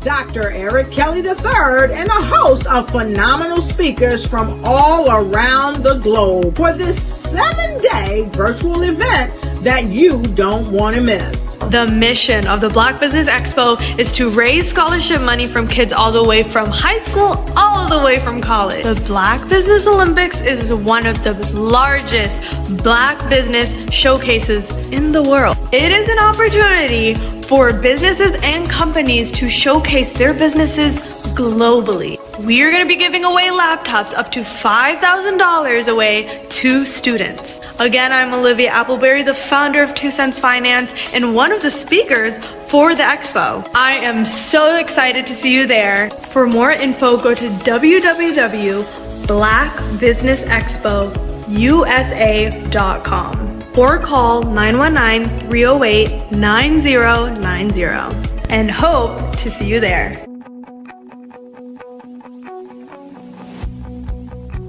I am Black Business. From the moment I wake until the time I sleep. Yes, I am Black Business. I am Black Business. Tell me, are you Black Business? I am Black Business. Do you support Black businesses? Listen, I support Black business because I am Black Business. Black Business Expo, one of the largest business showcases in the history of Black business in the world. The world! Sign up today at www.blackbusinessexpousa.com or call 919-308-9090. I am Black Business. I am Black Business. From the moment I wake until the time I sleep, I am Black Business. I am Black Business. Are you Black Business? I am Black Business. Do you support Black businesses? I support Black business because I am Black Business. Black Business Expo, one of the largest business showcases in the history of Black America in North Carolina. Sign up today at www.blackbusinessexpousa.com or call 919-380-9090. I am Black Business. I am Black Business. From the moment I wake until the time I sleep, I am Black Business. I am Black Business. Are you Black Business? I am Black Business. Do you support Black businesses?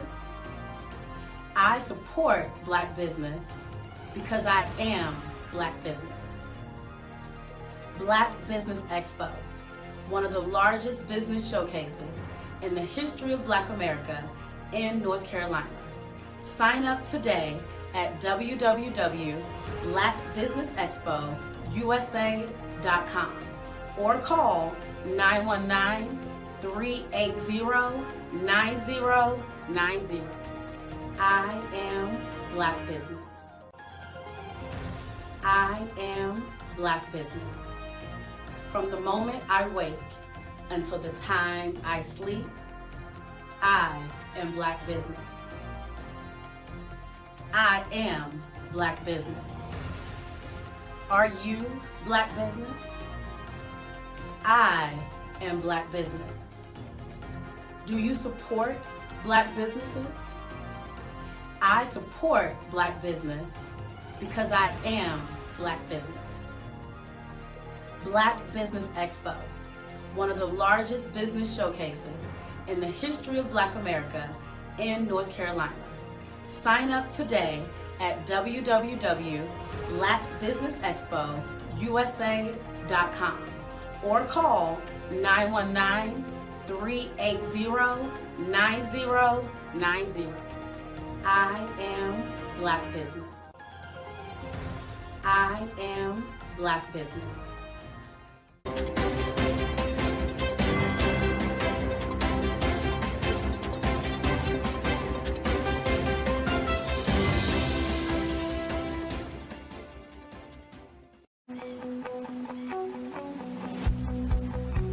I am Black business. From the moment I wake until the time I sleep. Yes, I am Black business. I am Black business. Tell me, are you Black business? I am Black business. Do you support Black businesses? Listen, I support Black business because I am Black business. Black Business Expo, one of the largest business showcases in the history of Black business in the world. The world. Sign up today at www.blackbusinessexpousa.com or call 919-308-9090. I am Black business.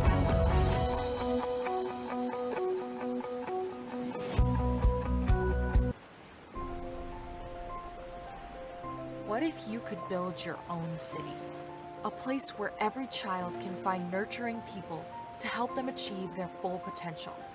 A place where every adult can access job training support, where health education is abundant, where social justice ruled the land. A place without limitations. Welcome. You have arrived at STEM City USA. It is what every city should be. A safe and trusted community where you find people and resources to help you become everything you are and beyond. STEM City is unlike anything you have ever experienced. It is a digital twin of the world around you, only better. STEM City is about energy and soul renewal. It is more than a digital world. You can almost feel the power of live cultural events, music, and theater. STEM City promises a better future for children with caring mentors and hands-on activities with dedicated tutors to support our youth. STEM City is your passport to a healthy lifestyle with weekly events addressing our community's many issues. STEM City is your financial well-being with helpful information on wealth management, career advancement, job training, and so much more. STEM City is the community you deserve. It is the city where your dreams can come true. STEM City USA, a place in the sky that is accessible to all who reach for the stars.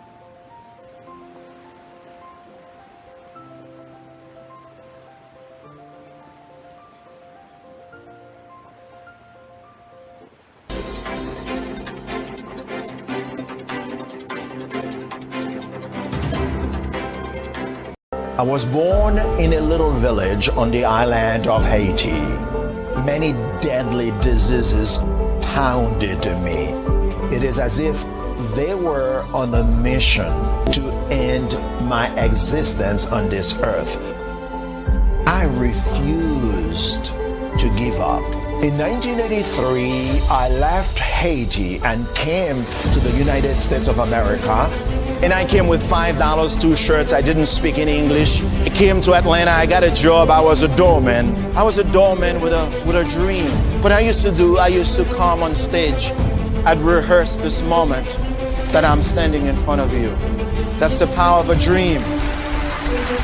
Maybe today is the day you begin acting as if you already have it. And then step out with full force. Take a risk. No condition is permanent.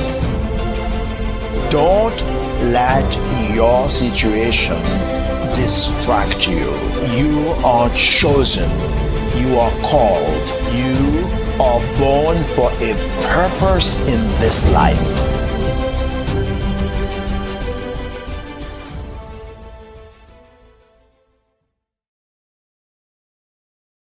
Phenomenal Tanya T. Wise, who is here from the great state of Maryland. Tanya, welcome and thank you for being with us today. Can you indulge our audience a little bit and tell them just a little bit more about who you are and what it is that you do? Well, I love being able to talk to people and have a magnetic attitude, being able to just show them. So I always like to say, level up is Coach at Tanya T. Wise here. So can you tell our audience, just give them a teaser about what your presentation will be about? So my philosophy is that we should all be living our dream life. So tomorrow I'm going to talk about how you start living your dream life. What are some of the things that you thought about in your childhood that you just kind of let go and dormant? Wow. And I want to reignite that and just give you some pointers and some tips, some tools, some strategies to be able to start living your best life now. And guess what, Rhonda? And leave an inheritance for your legacy. Oh my goodness. Okay, I know that's resonating with a lot of people. I've heard that you have a dynamic coaching program. Can you tell us a little bit more about that? Absolutely. So our coaching program help people that have the lack of time, that lack strategies, and lack the confidence to go after their dream life. So we help them implement tools, we help them implement strategies, as well as give them resources so that they can live their best life now and leave that inheritance. Wow. Oh, I love that. I love the leave the inheritance part. Listen, you are dropping some major nuggets, and I know a lot of what you're saying is resonating with a lot of people, but I think we're all curious. How did you even make this transition into the speaking and coaching arena? What's the story behind this? So I started out in finance, and I realized that a lot of people don't necessarily go after their dream life because of the lack of finances or the education behind finances. But it wasn't until I lost my firstborn, my only son, that life changed for me. And where I was going after it all, living the corporate life, hit my 6-figure income and living in my dream house with my dream man, driving my dream car. I nearly lost it all when I lost my son. And so I realized it only takes one financial catastrophe that can change your entire life. That's what made me start All New Beginnings. Because no matter what's going on in life, there's a new beginning. And because of that, we develop a program called Wise Minded. My little slogan is, don't just dream it, let's live it. If they want to connect with you or work with you, what is the best ways for them to be able to do that? Well, for my social media guru, you can connect with me on every single social media platform as Tanya T. Wise.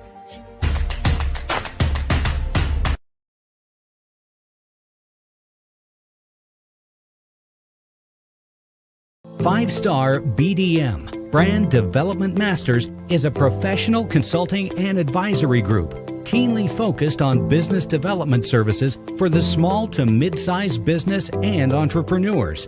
Although every business is unique, they often share business development challenges that can be addressed through smart branding. Services include process improvement and operations, digital strategy and transformation, business intelligence, digital marketing, and personal branding. Our business and personal branding company has helped a number of professionals and organizations to optimize and grow.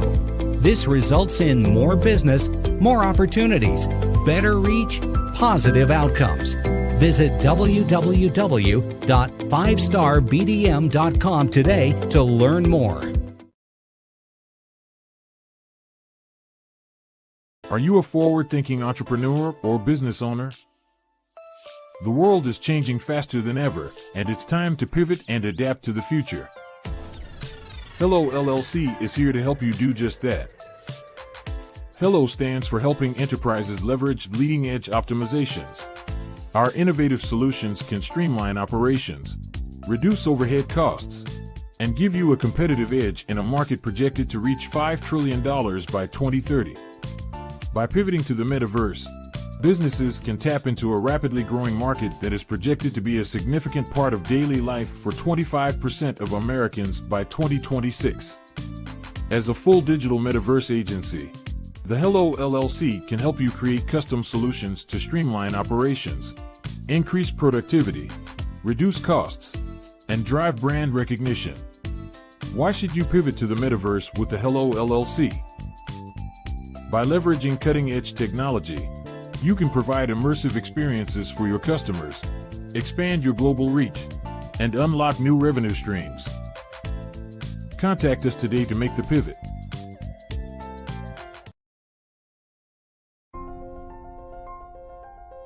What if you could build your own city? A place where every child can find nurturing people to help them achieve their full potential. A place where every adult can access job training support, where health education is abundant. where social justice ruled the land, a place without limitations. Welcome. You have arrived at STEM City, USA. It is what every city should be, a safe and trusted community where you find people and resources to help you become everything you are and beyond. STEM City is unlike anything you have ever experienced. It is a digital twin of the world around you, only better. STEM City is about energy and soul renewal. It is more than a digital world. You can almost feel the power of live cultural events, music, and theater. STEM City promises a better future for children with caring mentors and hands-on activities with dedicated tutors to support our youth. STEM City is your passport to a healthy lifestyle with weekly events addressing our community's many issues. STEM City is your financial well-being with helpful information on wealth management, career advancement, job training, and so much more.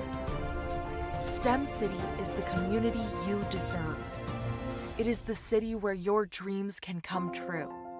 STEM City USA, a place in the sky that is accessible to all who reach for the stars.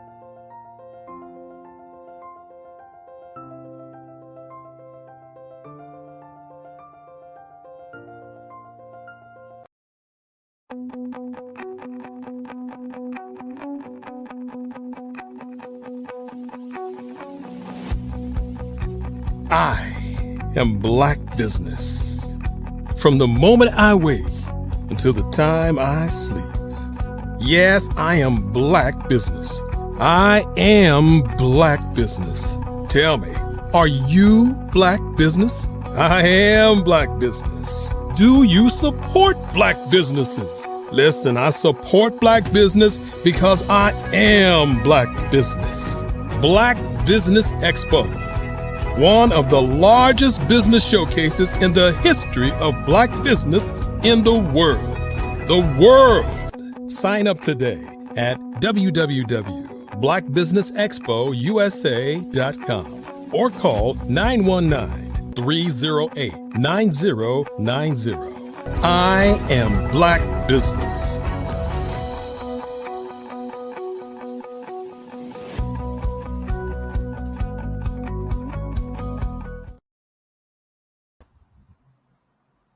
Hello, welcome back. And we've still continued with the show. Good day, business owners, entrepreneurs, thought leaders, and corporations. Welcome to Black Business Network. My name is Nathan Twali Mlenga, all the way from Africa, Lusaka, Zambia. I am your moderator at this moment in time on Black Business Network.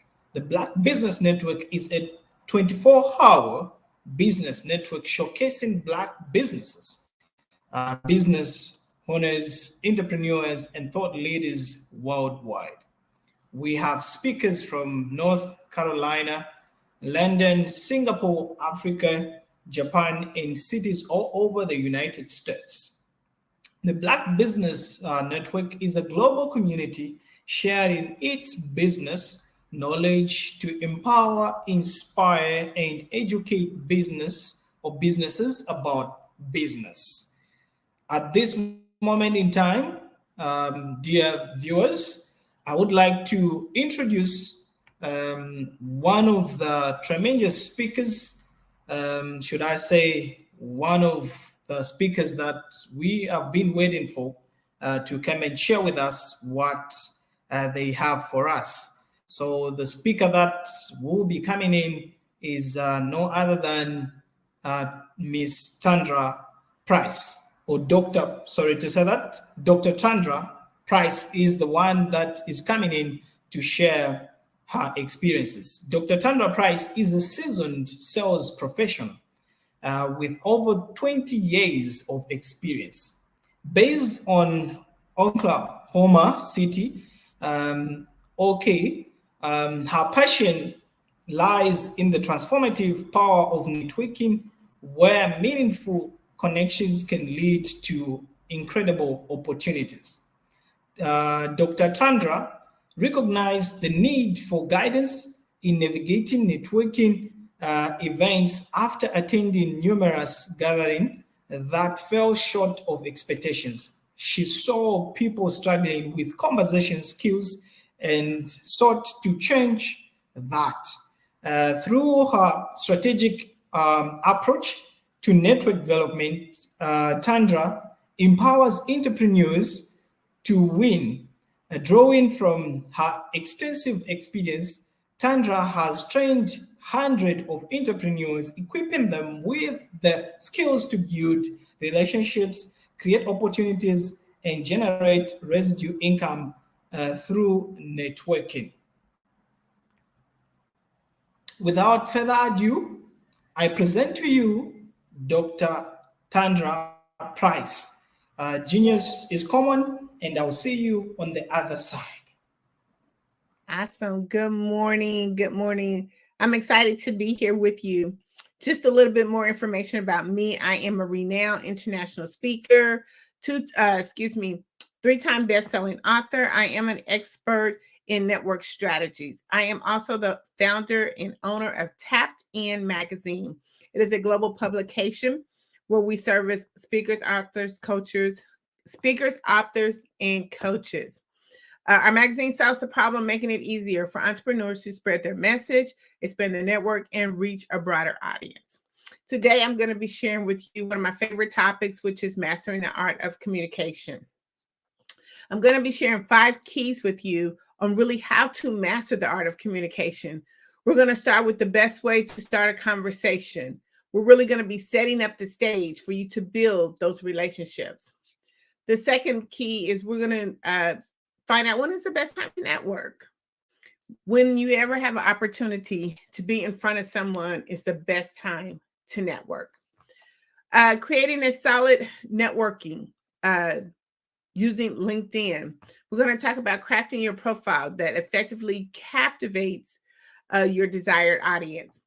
We're going to talk about digital communication, which is the exchange of information, electronic device, and using different type of platforms.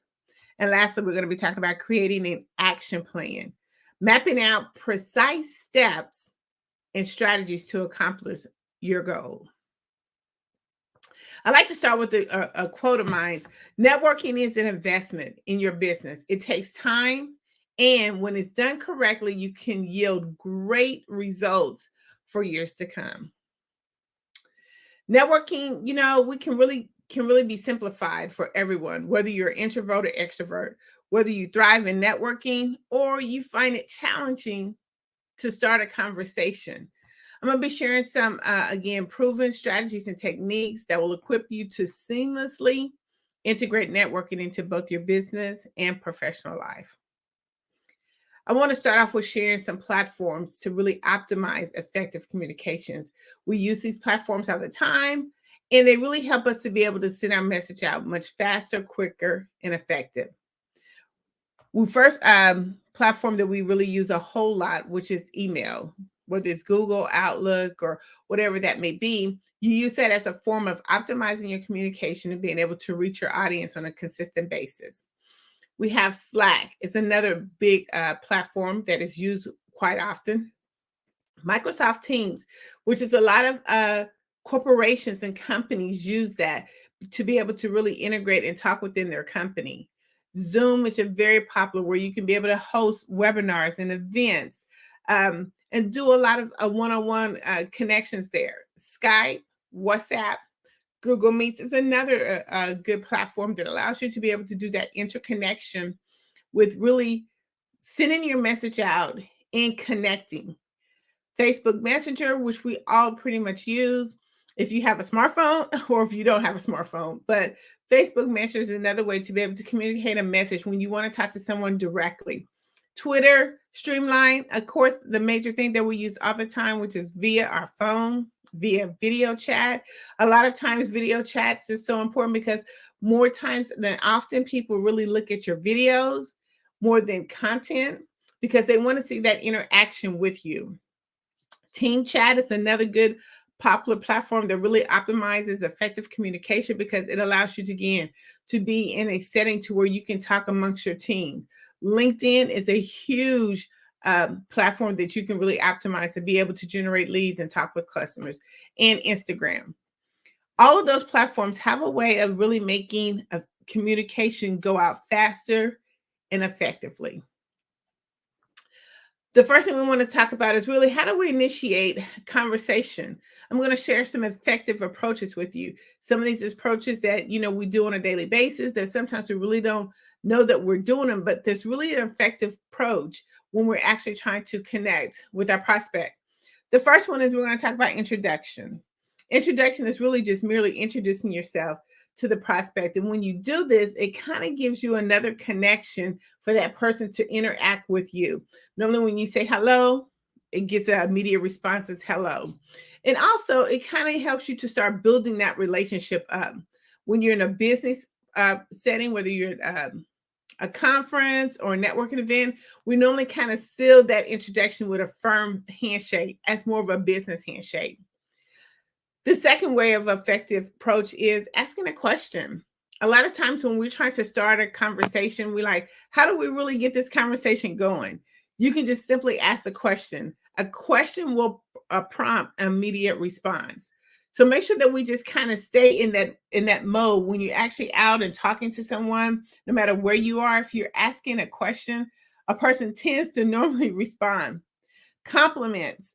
Giving a person a genuine compliment is one of the best ways to initiate a conversation because you're looking at something that you have in common or something that you like about that person, something that that person would love to talk about. We all love to talk about ourselves. Doing a compliment is the best way to get the conversation going. Ask for advice or an opinion. People love to be helpful and to give their advice and to give their opinion.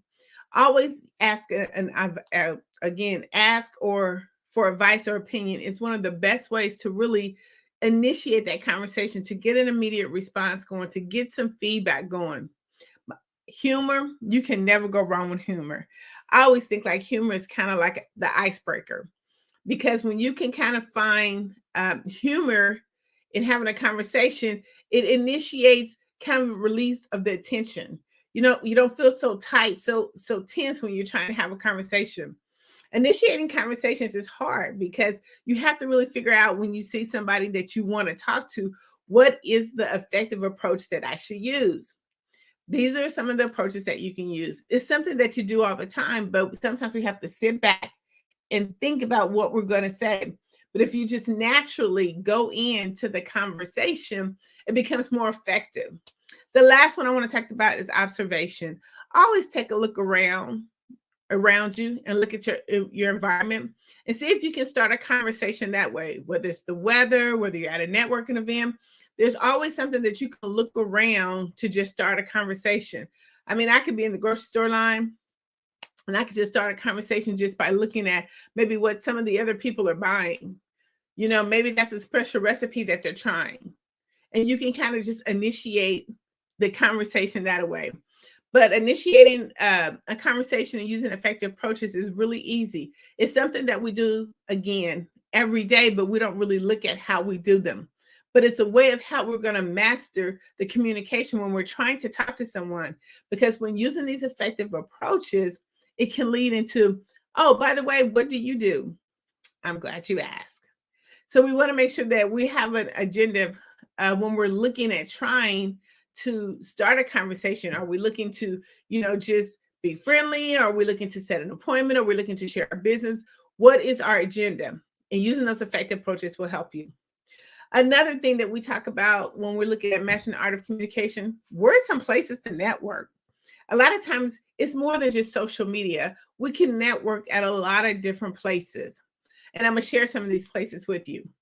You can network at conferences and conventions, professional meetings, trade shows, exhibits, business networking events. We all tend to go, whether it's virtual or online, we tend to go to these events.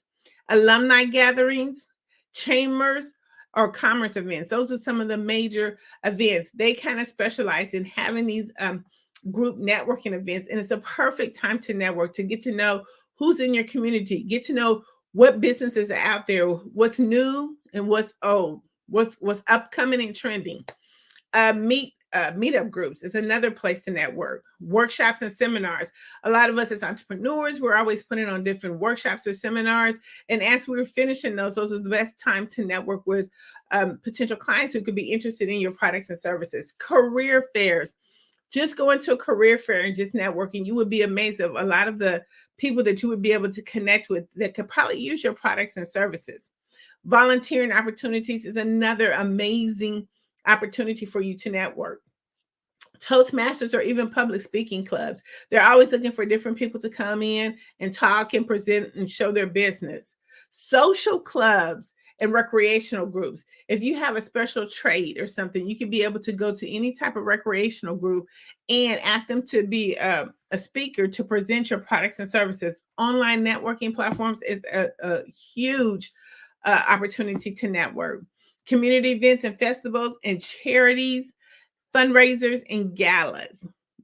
You can be able to network. It gives you an opportunity because you're all at a amazing and atmosphere that you can be relaxed and calm. As I talk about these places and you go to these different, locations and events, these are places that you can feel comfortable with. You could be in your comfort zone. And there's no better place than mastering the art of communication when you are in your zone. When you're actually feeling comfortable, you can be more open. You can be able to have that conversation without feeling so tense. It's almost like the icebreaker. When you're going into a location or a spot that is comfortable for you, it helps you to be able to master the art of communication. It helps for everything to just flow out very easily and seamlessly. Now, I want to talk about the benefits of networking. A lot of times we're like, I don't have time to network. There's no need for me to network. Yes, networking is a 24-hour process. We have to continuously keep networking. We have to make sure that we put that as a part of our business practice. There's so many benefits when you're networking. You establish connections, and it's not just a one-time hit or process. A lot of times when we're like trying to network or trying to build up our communication, it's something that has to be I call it marinated, something that has to be ongoing, incorporated into our daily process. It's not just once you reach that goal or once you reach that person. You have to continue to keep networking. You have to keep building up your resource. You have to keep building up your network. So let me just kind of share some benefits with you that if you network and you continue to keep doing it, these things will happen. One, it's going to help you to increase your visibility. It helps you to be more recognized. It increases your chance of being considered for different opportunities. The more you network, the more visible you are. Collaborations, it leads you to partnerships and joint ventures that can be expand or reach, or it can expand or reach different offers and different avenues for you. A lot of times collaboration is the key when you're thinking about going to networking or mastering the art of communication. How can I collaborate with someone else?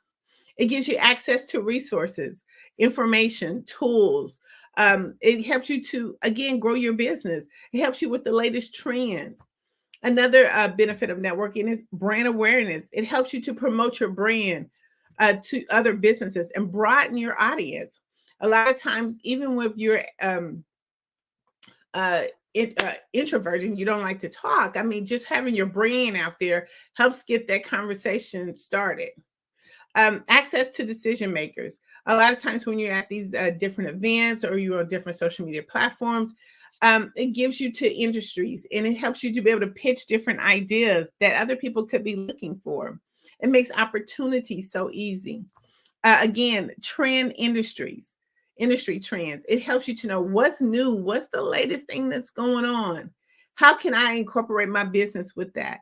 Because we always want to be that one-stop shop for our clients. So we want to make sure that we know what's new, what's the latest thing that's going, because you don't want your clients or customers to be going to other resources.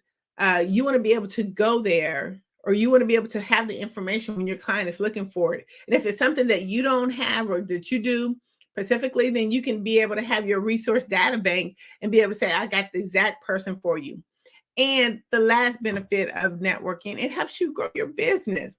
I mean, as being an entrepreneur, networking can help you attract new clients, customers, investors, suppliers, and support your business growth. These are just a few benefits of networking.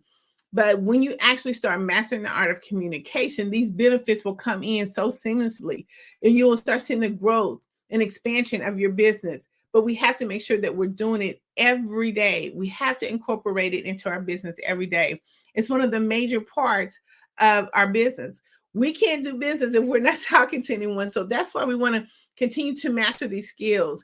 They've been proven effective skills that really work. But we have to create a plan. So it's not just we go out there and we network and we don't have a plan, or we're trying to master the art of communication and we don't have a plan. We got to create a plan. Any business, they always tell you, what's your business plan? So I always like to say, what is your plan when it comes to mastering the art of communication? When you're going out networking, or if you're doing networking virtually, or if you're at any of those type of events, what's your plan? Let's set a goal. That's the first plan. Let's set a goal. What are you really wanting to achieve? Whether you're at a networking event virtually or you're talking to someone, what are you trying to achieve? Are you looking to get a new client? Are you looking to just grow your business? Are you looking to just find contacts? What is your goal? When you actually go to these events and you have a clear vision of where you're trying to go, it makes it so much easier when you're trying to master the art of communication, because now you know exactly what you got to say, or you kind of can prep yourself to know what you're going to say. The second action plan is we have to do research. If you're going to any events, do research. Familiarize yourself with the events, the agenda, the speakers, even some of the attendees. Identify individuals that you would like to talk with before going to the event. It gives you a list of people that's going to be there. Prepare your introduction. When we go to these particular events, we're not selling. We are building relationships. So you want to prepare your introduction that's going to leave an impression on the person that you're trying to connect with. And I know a lot of times we go and we want to be able to pass out our information, but they're more looking at an environment of where they can gather resources. When you go to any of those events that I mentioned, it's not about selling. It's about networking for the next person or building your resources for the next person. So make sure that you prepare your introduction. Another plan we want to make sure is that we practice some networking skills. Okay, we want to go in there and we want to brush up on our communication skills, including active listening, asking open-ended questions. I mean, making and figured out ways, how do we introduce or how do we initiate conversation? A lot of times I like to kind of role play before I go, whether if I'm driving or if I'm going to a virtual event. I kind of sit and think about what I want to say because I've done my research and I kind of know what the vibe of the conversation or the networking event is going to be at. So now I'm trying to practice these skills so I can come off very fluently to the person that I'm trying to connect with. Update your digital presence. Make sure that when you are trying to connect with someone, no matter where it is, that your information is updated. Because one of the things right now with this social media interaction, we can just say, are you on Facebook, Instagram, LinkedIn? It's so much easier and quicker and effective to connect with people. Yeah, we still use business cards, but we can do it much effectively and quickly, even if we have a digital business card. But you want to make sure and ensure that your social media presence is updated because you only have that one time to connect with that person. They are not going to try to look for you all over the place. So make sure that it's updated. Make sure you have the essential materials when you go to an event, or if you're out and about, make sure that your phone is charged up, whether you need a computer, whether you have paper business cards or digital business cards. Make sure that you have that information. You don't want to go and try to connect with someone and don't have the essential materials that you need to make the cross connection. Also, the next thing we want to talk about is connecting with, how do you connect? I mean, do you want to go there to make sure that you maximize your time? Connect with at least 5 people. Exchange that information. It is so easy today, again, with social media and our mobile phones. I mean, that is a computer in your hand. Connect with 5 people. Don't leave without connecting with 5 people because you want to be able to maximize the time that you've been there and you don't want your time wasted. So try to connect with 5 people. The last plan that we want to make of action is join the Facebook group. A lot of these events have Facebook groups. And the reason why they have Facebook group is to bring the communities together. This helps you with your research because you can find out who is going to be there. And it helps you connect with 5 people before you even get there. But it also helps you to be able to identify the person who you want to talk with. It's a way of just breaking the ice. It gives you insight and it helps you start building relationships even before the event. So join the Facebook group. And you can kind of start, again, when we talk about connecting with them on social media, you already have that information on how to connect with them on social media, and it makes it so much easier. See, a lot of times when we go to events, we kind of just go for different reasons, but we want to make sure that we have a plan. We got to create a plan. What's the plan? You want to make sure that you're not wasting your time and that you're at the right event. So let's do some research before we get there, and let's create our action plan before we get there. Now, this is my favorite because you know what? They always say the money's in the follow-up. So how do you have a follow-up plan? You went to these networking events or you're out and about and you're connecting with people and you're really trying to master your art of communication. But once you do all that, you have to have a follow-up plan. They say the money, again, is in the follow-up plan. So let me kind of give you a follow-up plan or an action plan that you can implement that's really easy, that's quickly, that's been effective. The first thing you want to do is schedule a meeting. So you have 24 to 48 hours to connect with someone after you have actually met them. And the reason why you only have 24 to 48 hours because life happens. People will forget about you. But what you want to do is make sure that you send them a personalized text or email to say, hey, it was nice meeting you. Can we get together Tuesday or Wednesday of next week? And because we've done some active listening, then now we can kind of even put a couple of tips or nuggets that we've learned from talking with them into our response so they can kind of remember who we are. They'll be like, oh yeah, he's a Chiefs fan. Oh yeah, he was at the Super Bowl or something of that nature because of the conversation that you have.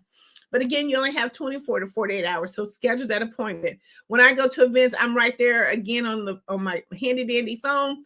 I connect with them. And then I say, hey, by the way, are you available Monday, Tuesday, and Wednesday? We all have our calendars on our phone as well, so we can immediately schedule that appointment. So they already know. That's one of the quickest ways to fill up your calendar schedule. Again, the follow plan is make sure you connect with them on all social media platforms, LinkedIn, Facebook, Twitter, Instagram, TikTok, connect with them so you can kind of get some information on who they are and what they do. You also want to be able to, as a follow plan, if you have their information, you have a digital card, it should immediately or somehow or another can go directly into your CRM system.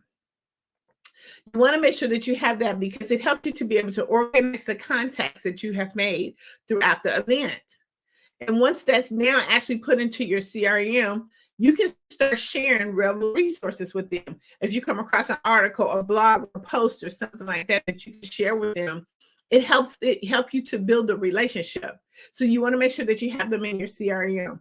Next, you want to start sharing information about them because you would have learned that from connecting with them on social media. You want to stay engaged with them and connect with them on a regular basis. We do that by setting calendar reminders. Like if you maybe talk to them this week or even before you go to an event, share maybe a valuable resource. Then after you have that appointment with them, stay connected. Maybe the next week you send them like, hey, it was nice meeting you, and then thereafter, put them in a rotation. So then when something does come up, you become top of mind with them. It's about setting up a plan. I want to talk about the next thing is about, effective communicators. So when we actually go to these events, we have to find what type of networker or what type of person that we want to connect with. What type of person are we when it comes to those events so we can be able to connect with that same type of group or individual. I'm going to share quickly with you a few effective communicators when it comes to networking events, virtually or in person. The first one we have is the social butterfly. This is the type of networker who is outgoing, charismatic. She enjoys the socializing and networking. They thrive on building relationships. and making others feel comfortable when they come to those events. So when anytime you go into a networking event, or again, virtually do a 360 Pimmerine review, and you can find out who these networkers or these communicators are, because they're going to be located somewhere in the room just by their action. A social butterfly is going to be loud, very noisy, really trying to bring people into the fold. The next one you have is the expert. This is the type of network that is highly knowledgeable and skilled in their particular industry. They leverage their expertise to value insight and advice from others in the network.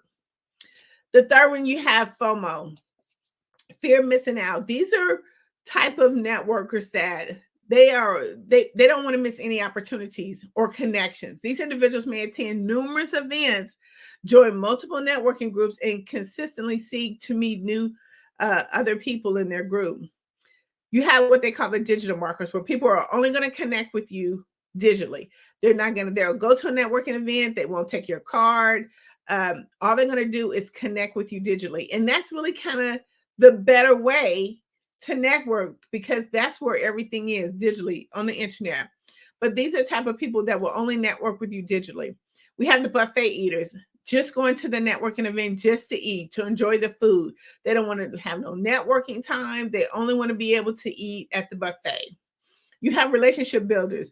These are the networkers that prioritize their agenda when they go. They are designed to make sure that they go to the network to be able to connect with 5 people, make sure that they are doing an amazing impression. They are there trying to build relationships. They know that it's not just a one-stop shop. It is a type of opportunity where they're going to take that relationship and they're going to marinate it. You have collaborators. You have people who are only looking to go to collaborate with other industries or people or entrepreneurs. So when they go into a networking event, they're kind of looking around and listening to find out what's going on and how they can collaborate their business with them. And then the last one you have is innovators. These are networkers who, are forward thinking, and they often introduce new ideas and approaches to networking. They're looking for new trends. So they're looking to identify those type of events when it comes to networking. So we have to think about, where do we want to be at, or what type of networker are we, or effective communicator are we? Do you fall in any of those categories? Can you actually go to a networking event and be able to match or connect with those? It's even done easily on virtually. You have to look at when you're in a virtual conference or a networking event, make sure that you have your screen on so people can do business with you. People like to do business with people who they can see. But you can also be one of those type of effective communicators, even on a virtual, because when you're looking on the screen, those are the same people, whether they're in person or on screen. You still have those effective communicators. Identify who they are and figure out how you can connect with them. We want to talk about one of the most major platforms, which is, how do LinkedIn connect with all this mastering the art of communication? Well, LinkedIn has over 810 billion users that is on the platform, and it's growing constantly, but it's a free platform. It's a free platform where all the decision makers are. You can actually have a personal connection and conversation other than different type of medias. That's why I love LinkedIn, because you can kind of get down to the person who you really want to talk to. But we have to be able to start the conversation effectively and efficiently. How do we do that? LinkedIn is doing so many different changes and updates. We got to start with our profile. The first thing that a prospect looks at is your profile. How can you help them? So you want to make sure that you have an amazing profile picture. You want to make sure that it speaks to who you are, is clear and concise, that you have a picture on there that's friendly, open, that you're open to communication. You have to make sure that you have a headline. A lot of times when I look at different LinkedIn profiles, there's not a headline there. People just kind of, have a blank screen, because LinkedIn was not really used in the way that it is used now. A lot of times LinkedIn was used just for professional uses, career advancements, and it's still used for that, but it's also used for a lot more different things. But when you go there and when you're looking up a client, or you're looking for someone to connect with, you want to make sure that you have all the information in the top part of that LinkedIn profile that you have that makes a person want to, hit that button, follow you, or send you a message? How can I connect with you? Hey, I noticed your profile, but these are the type of things that you have. You don't want to have a blank profile. And I can give you more information on that when we do our LinkedIn profile bootcamp. That's one of the things that we do is really, how do I optimize my LinkedIn in order so I can have better and more communications? And give you more information in that and the link about if you want to join our class. But we want to make sure that we have a way of actually starting that conversation and communicating effectively. Make sure you have a headline. Make sure you use your highlights. A lot of times LinkedIn, again, is moving things around, so it does look a little different, but they're putting the things at the top that are more important, that they've done surveys and research that said, hey, look, these are the things that are more important. So they're switching their format and platform, but you want to make sure you use highlights. What are those videos, reels, anything that you have effective posts that you can put in that little clip that talks about who you are and what you do, blogs, articles, anything like that. Make sure when we talk about our summary that we're highlighting our strengths and a glimpse of how we can really help them. Maybe even throw some testimonials, 1 or 2 testimonials in there. Talk about your experience and work. Focus on your accomplishments and the results that you have done for other people. Your skills, make sure you list everything that you have there. A lot of times we don't listen to them, but list a lot of them. Go take your time, list them out, because you want to be able to get some endorsements. And when people endorse you, that kind of helps you with the ratings of your profile. So make sure that you go through there and list all that information. We talk about education. Make sure that we put all of our education there. A lot of times we just put, like, if we have a master's or bachelor's, but what if you had some certifications? What if you had some honorary things that you've done? We want to make sure that we list all of those, because that kind of talks about the type of individual you are, the person that you are. We also want to get some recommendations in there. That's really important, making sure that people who have done work with us, who have done business with us, that they like what they did with us. And so therefore you can put that information in there as well. It makes things so seamlessly, because when they go to your profile and it's enough to trigger them to stay on there, that's the whole thing. When we talk about matching art of communication, how do we keep the conversation going? I need to get as much information about this person that I can in order for the conversation to continue to go and to keep going and going and going. So you want to make sure that you put that information in there. Get some recommendations so other people can read how you've helped them, how your amazing products and services have helped them. Let's talk about doing some, again, video reels. Make sure if you've been on did any interviews or things of that nature, make sure that you put them in there. Also announcements, like if you've been listed in any magazines, like Tapped In magazine, make sure that you put all that information there. If you've been in any news, press release, and articles and things of that nature, because after they go and look at you on LinkedIn, hopefully all your information is updated correctly. They'll go to your website, then go Google. They want to get as much information about you and who you are and what you do. So make sure you list all of that. Like I said, if you've been in any publications, Time Magazine is a global publication. Make sure that you list all of that information in your profile. And let's talk about your engagements. Like, how do you really engage? What are some of the things, some of your foundations that you like? There's a spot there. How do you get back as community service? Is another spot there to take a look at. The last thing we want to talk about is the digital marketing aspect. So when we think about digital marketing, again, it's one of the fastest ways to get your message out there. Tapped In Magazine is a digital platform that does digital communication. We help you to amplify your voice. We help you to get your message out there, and we help you to expand your network audience. So when we look at being on a digital platform, we know, one, it can move faster. One, we know we can expose it to a whole lot of more people. Tapped In Magazine has over 700 plus online distribution users. We are in the UK. So just with that length of people that we have just as a distribution, we can make sure that you're seen, heard, and noticed. How do we do that? We do that by featuring you on the front cover of the magazine. Now, it's nothing better than being on the front cover of a magazine. A lot of us at some point in time will be like, hey, it would be kind of cool to be on the front cover of a magazine.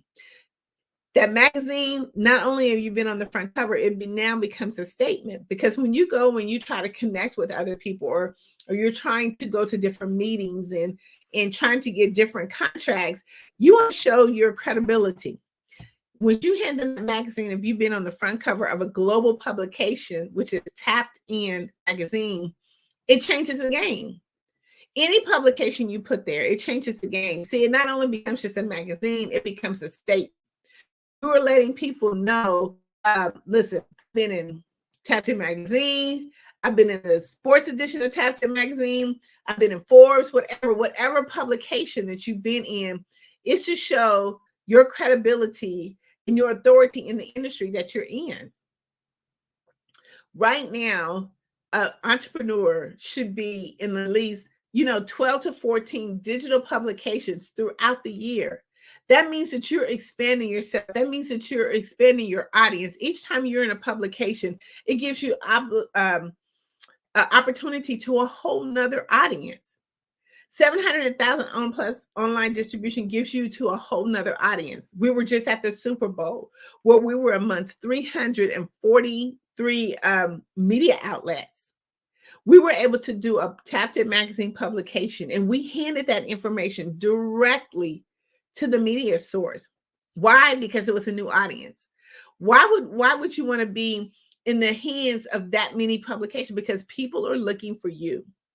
And when you can go and be in different type of publications at different times of the year doing different things, it expands you. It opens your audience up to a much bigger and broader audience.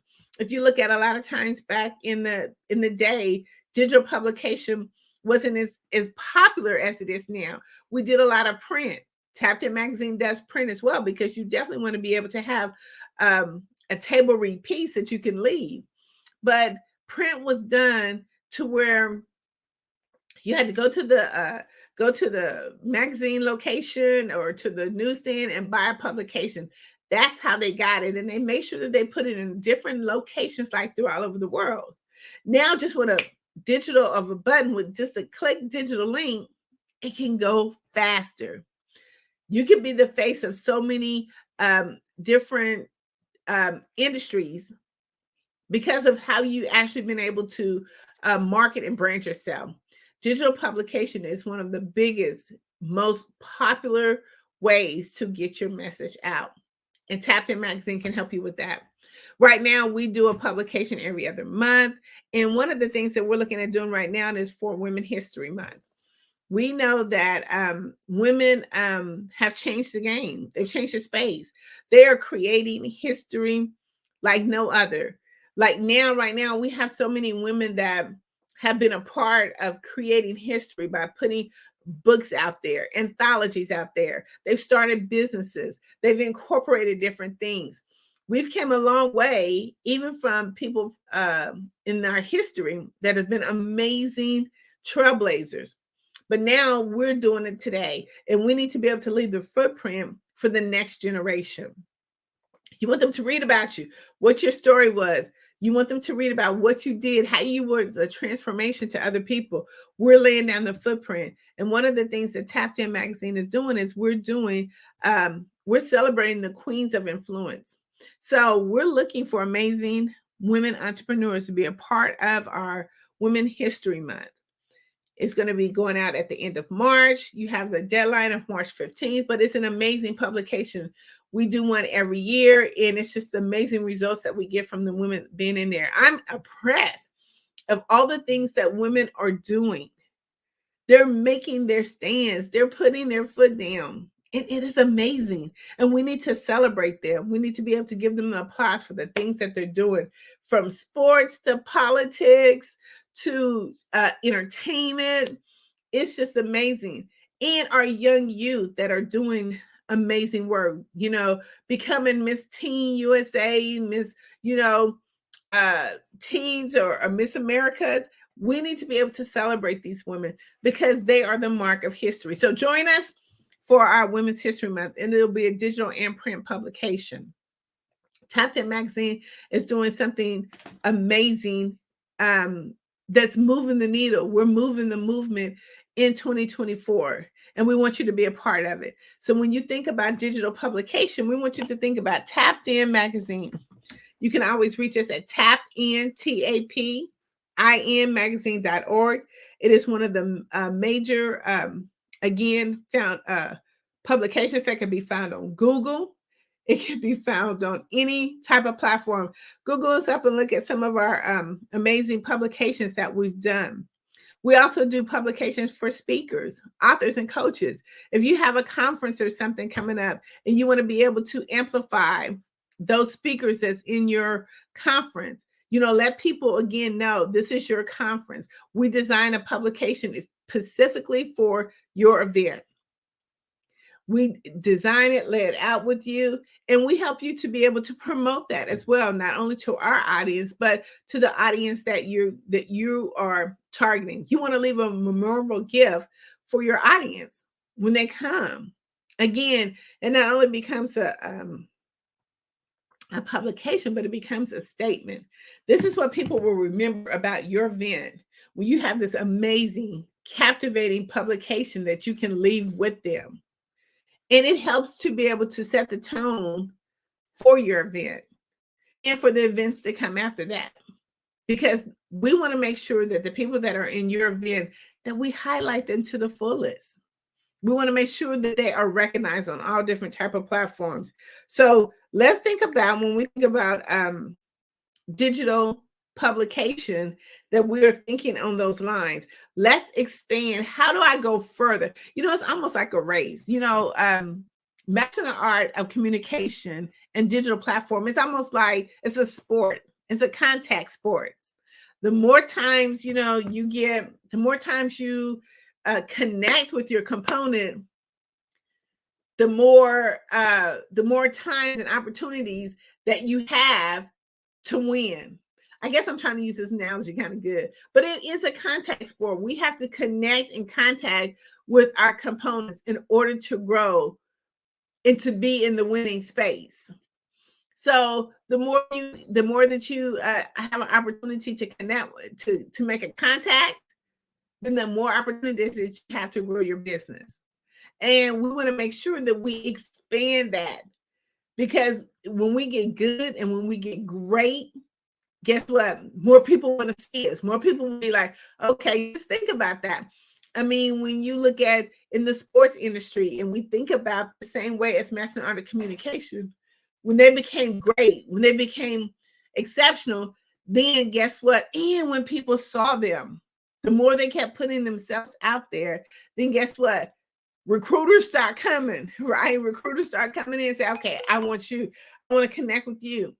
And that's the same way that we do when we're looking at expanding our network base.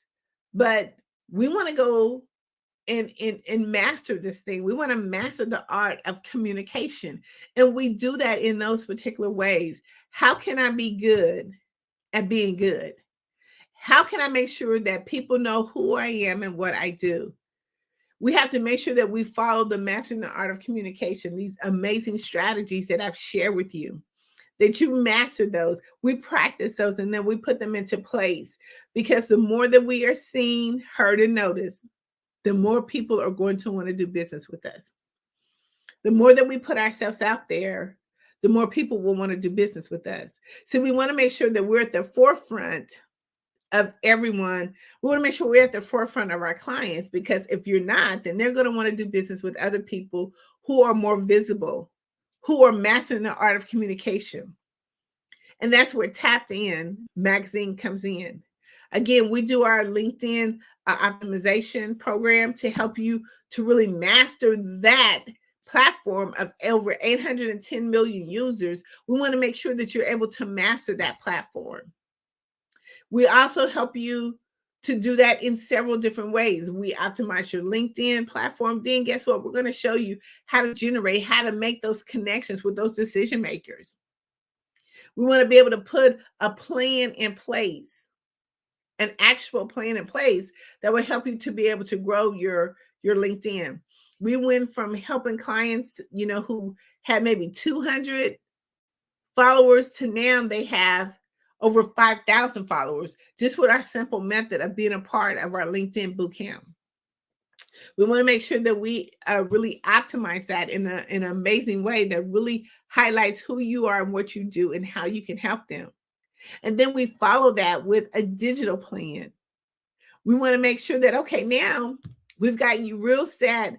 You're getting clients coming in, you're making those connections, you're setting those appointments. But now we want to take it just a little bit further. We want to make sure that just not only these 810 million users see you, but we want to make sure that your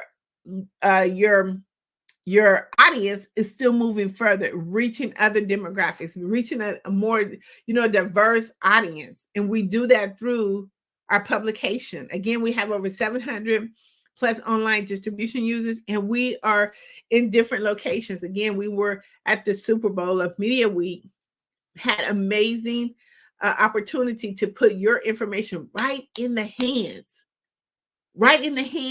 of over 343 media outlets.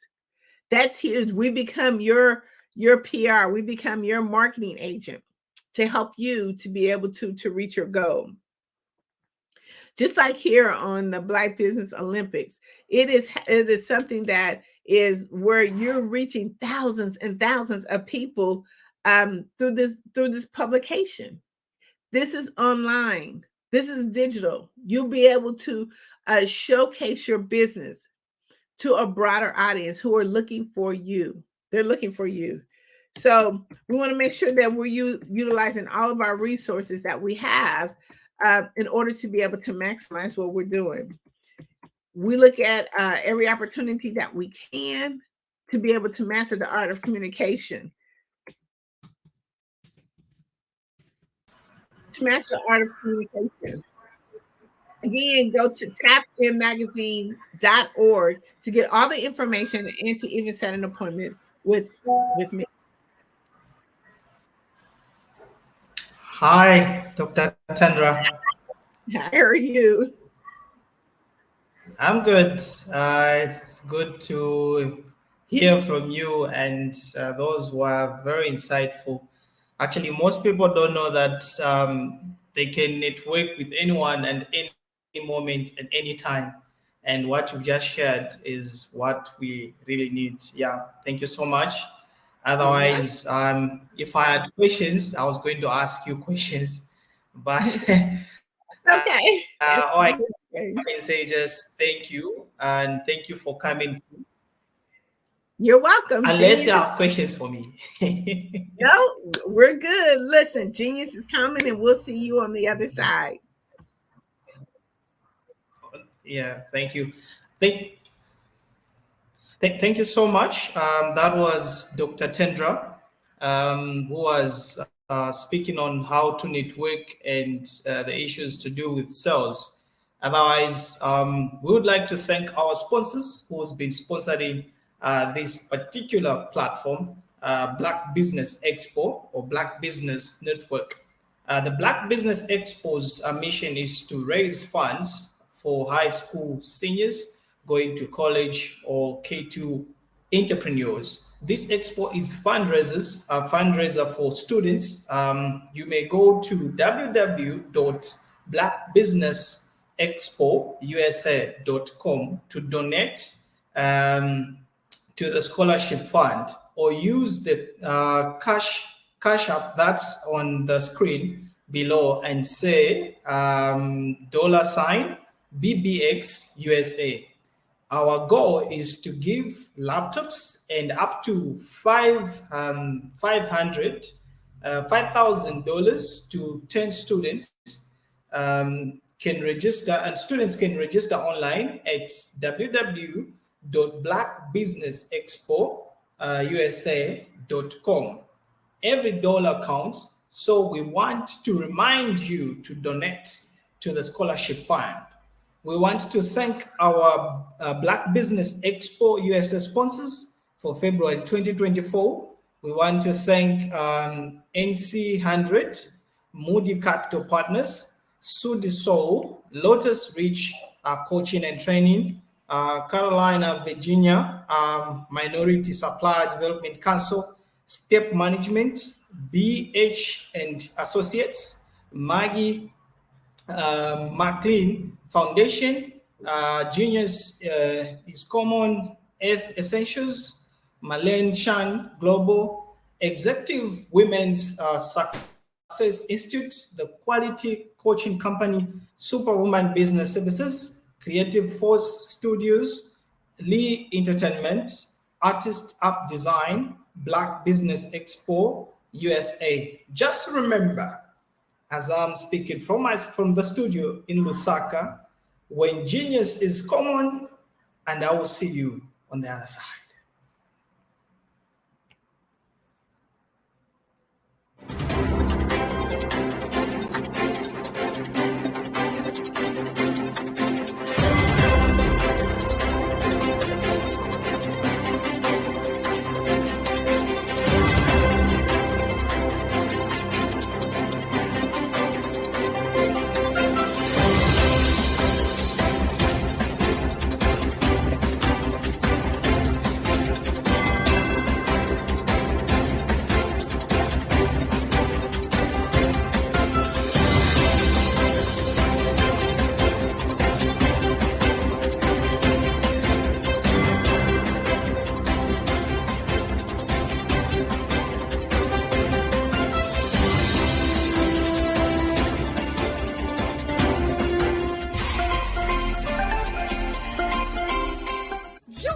Dr. Eric Kelly III and a host of phenomenal speakers from all around the globe for this 7-day virtual event that you don't want to miss. The mission of the Black Business Expo is to raise scholarship money from kids all the way from high school, all the way from college. The Black Business Olympics is one of the largest Black business showcases in the world. It is an opportunity for businesses and companies to showcase their businesses globally. We are going to be giving away laptops up to $5,000 away to students. Again, I'm Olivia Appleberry, the founder of 2 Cents Finance and one of the speakers for the expo. I am so excited to see you there. For more info, go to www.blackbusinessexpousa.com or call 919-308-9090 and hope to see you there. I am Black Business. From the moment I wake until the time I sleep. Yes, I am Black Business. I am Black Business. Tell me, are you Black Business? I am Black Business. Do you support Black businesses? Listen, I support Black business because I am Black Business. Black Business Expo, one of the largest business showcases in the history of Black business in the world. The world! Sign up today at www.blackbusinessexpousa.com or call 919-308-9090. I am Black Business. I am Black Business. From the moment I wake until the time I sleep, I am Black Business. I am Black Business. Are you Black Business? I am Black Business. Do you support Black businesses? I support Black business because I am Black Business. Black Business Expo, one of the largest business showcases in the history of Black America in North Carolina. Join Dr. Eric Kelly III and a host of phenomenal speakers from all around the globe for this 7-day virtual event that you don't want to miss. The mission of the Black Business Expo is to raise scholarship money from kids all the way from high school, all the way from college. The Black Business Olympics is one of the largest Black business showcases in the world. It is an opportunity for businesses and companies to showcase their businesses globally. We are going to be giving away laptops up to $5,000 away to students. Again, I'm Olivia Appleberry, the founder of 2 Cents Finance and one of the speakers for the expo. I am so excited to see you there. For more info, go to www.blackbusinessexpousa.com or call 919-308-9090 and hope to see you there. I am Black Business. From the moment I wake until the time I sleep. Yes, I am Black Business.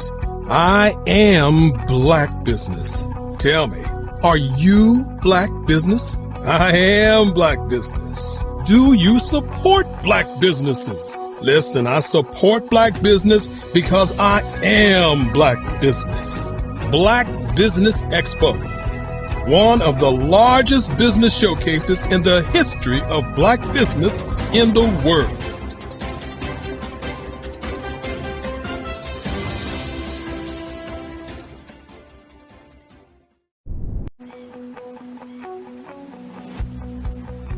I am Black Business. From the moment I wake until the time I sleep. Yes, I am Black Business.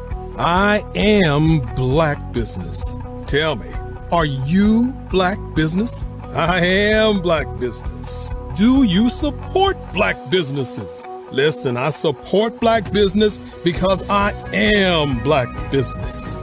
Black Business Expo, one of the largest business showcases in the history of Black business in the world. The world. Sign up today at www.blackbusinessexpousa.com or call 919-308-9090. I am Black Business.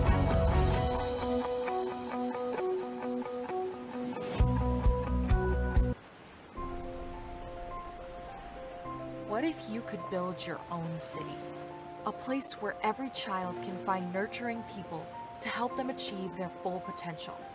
A place where every adult can access job training support, where health education is abundant, where social justice ruled the land. A place without limitations. Welcome. You have arrived at STEM City USA. It is what every city should be. A safe and trusted community where you find people and resources to help you become everything you are and beyond. STEM City is unlike anything you have ever experienced. It is a digital twin of the world around you, only better. STEM City is about energy and soul renewal. It is more than a digital world. You can almost feel the power of live cultural events, music, and theater.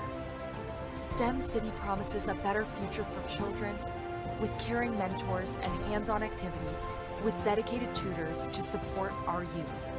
STEM City is your passport to a healthy lifestyle with weekly events addressing our community's many issues.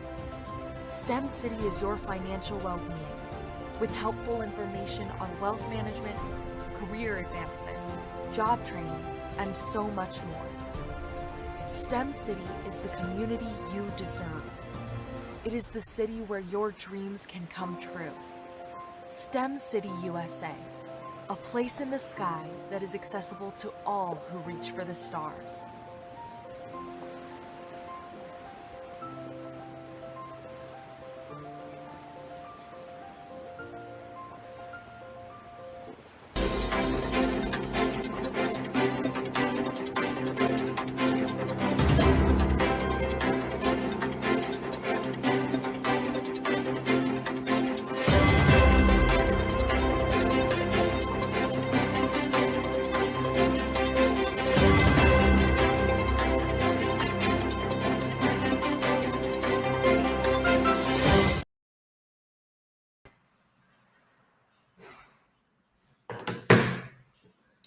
Hello, welcome back as we continue the program. Good day, ladies and gentlemen. Good day to you, our viewers, and thank you for being with us up to this time. Business owners, entrepreneurs, thought leaders, and corporations.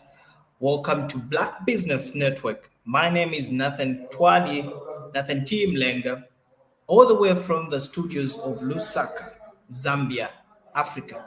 I am your business moderator for this day on the Black Business Network. The Black Business Network is a 24-hour business network showcasing Black business owners, entrepreneurs, and thought leaders worldwide. We have speakers from North Carolina, London, Singapore, Africa, Japan, and cities all over the United States. The Black Business Network is a global community sharing its business knowledge to empower, inspire, and educate businesses about business. Our next speaker, who's going to speak in the next 40 minutes, is no other than Grant McGuire. Grant McGuire, and isn't just a brand, but is building a better world as CEO of 5-Star BDM. So you can find that if you just Google 5starbdm.com.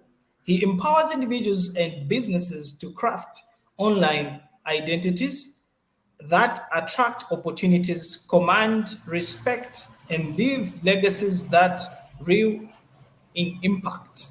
His flagship podcast, Follow the Brand, consistently nerds top sports, has awarded a top 10 podcast by FeedSpot and New World Report this year.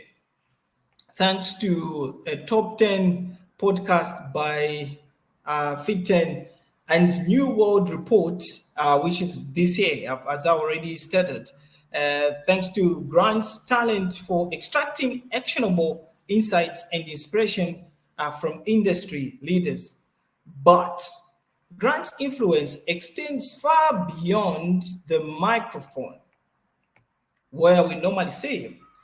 Is a fervent advocate for diversity and inclusion in healthcare, earning the prestigious Personal Brand Development Award 2023 from New World Report for his tireless efforts to close disparities and amplify underserved voices. When he's not championing healthcare equality, you will find Grant mentoring young leaders, inspiring audiences at conferences, or casting a line in the vibrant waters of Miami. Grant's infectious enthusiasm, unwavering integrity, and genius desire to make a positive ripple are woven into everything he does. Is a living testimony to the power of personal branding, not just for personal success, but for creating a world where everyone can thrive. Ladies and gentlemen, without further ado, I present to you Grant. Just remember, when genius is common, and I'll see you on the other side. Thank you, Nathan. That was wonderful. Thank you for bringing me up all the way from Zambia, Africa. Wow, that's a privilege. I know it must be a little late for you. I would figure in that area of the world. Yeah, it's 6 actually. Wonderful, wonderful. Well, let us get started. We're going to have a candid conversation. And I want to say good afternoon, good morning, good evening to all my fellow visionaries and entrepreneurs. And I'm here today as the voice behind the Follow Brand podcast and TV series, where I have the privilege of chronicling exciting journeys within our industry and within the diaspora of Africa and Black people across the world. So today, I am very happy to unravel a story that's not just inspiring, but a testament to the power of strategic partnerships and business development. I would detail the pivotal changes that an innovative tech solutions company took by using services from 5-Star BDM. And I want you to imagine, if you will, a team of brilliant minds, nestled right in the heart of Silicon Valley, California. And they were creators of groundbreaking software, and they were poised to redefine the technological landscape. Yet, despite their innovation, they were having problems, and they were in the shadows of the market, and their voice was drowned out amongst all the digital chaos in the market that we see today. And the spirit that once fueled late night coding and sessions and began to wane under the weight of unseen potential. And it was during this period of introspection that fate played its hand, and the Follow Brand podcast and TV series became their weekly ritual and a beacon in the storm of their uncertainties. And amongst the narrative shared, one name resonated with increasing intensity and consistency, and that was 5-Star BDM. And our narrative-driven approach sparked a light within them, which mirrored the untapped potential they felt within themselves. Now, the journey from realization to action is often fraught with a lot of hesitation. And for this company, the continual exposure to the triumphs of others became the catalyst for their own evolution. The gap between their technological expertise and their storytelling capabilities became painfully apparent, and that fueled a strong desire for change. It was a classic tale of innovation stifled by invisibility. Now, this startup tech company extended their hand toward us and initiated a partnership that would not only redefine their trajectory, but also challenge the very paradigms of their market engagement. Together, we embarked on a journey of strategic realignment, focusing not just on what, but the why and the how of their innovations. The assessment phase is a crucial component of the 5-Star BDM methodology. It is the initial step where we dive deep into understanding our clients' unique challenges, aspirations, and the underlying problems that hinder their growth. Now, this phase is dedicated to active listening, empathetic understanding, and strategic questioning, laying the groundwork for successful partnership and solution development. This journey begins with an initial consultation where we establish a rapport with our client. This is not just a meeting. It's the start of a strategic partnership. We encourage clients to share their story, their vision, and the obstacles they face. Now, this open dialogue helps us gauge the depth of the problem and the impact it has on their business. We delve into understanding the business's core functions, market position, and competitive landscape. And this includes reviewing their business model, the customer base that they have, the product or service they offer, and the market differentiation. Now, understanding the broader business context allows us to identify not just surface level issues, but also the underlying problems that might not be immediately apparent. Now, through a series of targeted questions, we identify specific pain points. Now, this could range from the declining sales that they're having, low customer engagement, inefficient processes, or outdated technology, which we see a lot in our sector. And we aim to understand the symptoms of the problem and how they affect the overall business health. Now, once we have identified the pain points, we analyze their impact directly on the business. And this involves quantifying the effects on sales, productivity, customer satisfaction, and other key performance indicators or KPIs. Now, understanding the severity of the problem helps in prioritizing the issues that need immediate attention. Now, identifying the symptoms and impacts is crucial, but understanding the root causes is where the real work begins.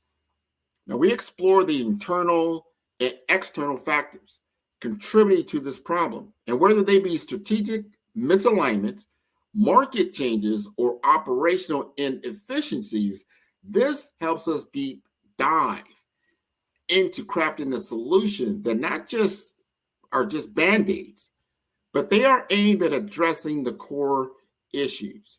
We arm ourselves with a comprehensive understanding, and we work collaboratively with our client to define the problem clearly.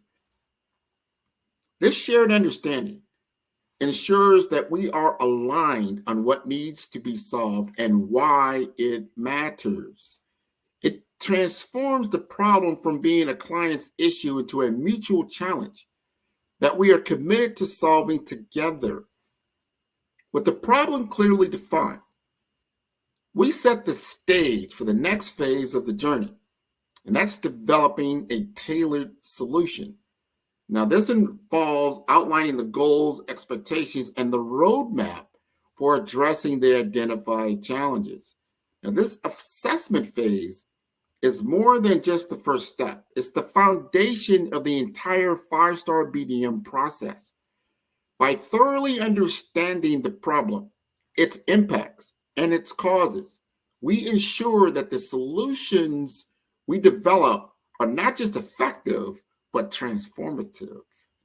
This phase sets the tone for a collaborative, transparent, and results-oriented partnership, paving the way for sustainable growth and success for our clients. Now, this phase is not just about identifying problems, but about engaging in a collaborative discovery process grounded in the principles of permission marketing as introduced by Seth Godin. Now, integrating permission marketing as 5-star BDM, we embark on an assessment phase that the team will adopt a tailored approach deeply rooted in the ethos of permission marketing. And instead of bombarding my client with unsolicited advice or generic solutions, we seek explicit consent to explore and diagnose the underlying issues. This is achieved through a series of strategic engagements, building trust and enduring and ensuring the communications are both anticipated and relevant. The assessment continues with an in-depth discovery session.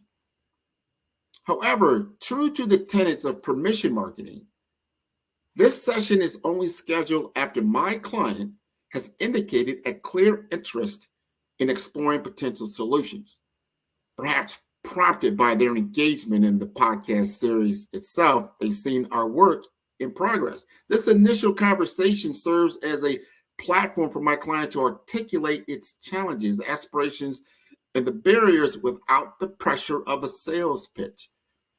Following the discovery session, 5-star BDM designs a customized survey tailored specifically to the nuances of my client's situation. The survey, distributed to key stakeholders within the company, seeks to gather detailed insights into their operational, marketing, and technological challenges. By seeking permission to send and analyze this survey, 5-star BDM demonstrates respect for my client's time and perspective, ensuring that the process remains collaborative and consent-based. Leveraging the insights from the initial sessions and surveys, 5-star BDM hosts a series of problem identification workshops. Attendance is voluntary, emphasizing the permission-based approach. These workshops encourage active participation from my client's team, fostering a sense of ownership and mutual discovery. The workshops are designed to be interactive, allowing for a deep dive into a specific issue while maintaining an atmosphere of trust and openness. With the collected information, 5-Star BDM prepares a comprehensive presentation highlighting the identified problems, their implications, and potential pathways forward. This presentation is not a generic sales pitch, but a customized reflection of my client's situation, developed and delivered with my client's explicit consent.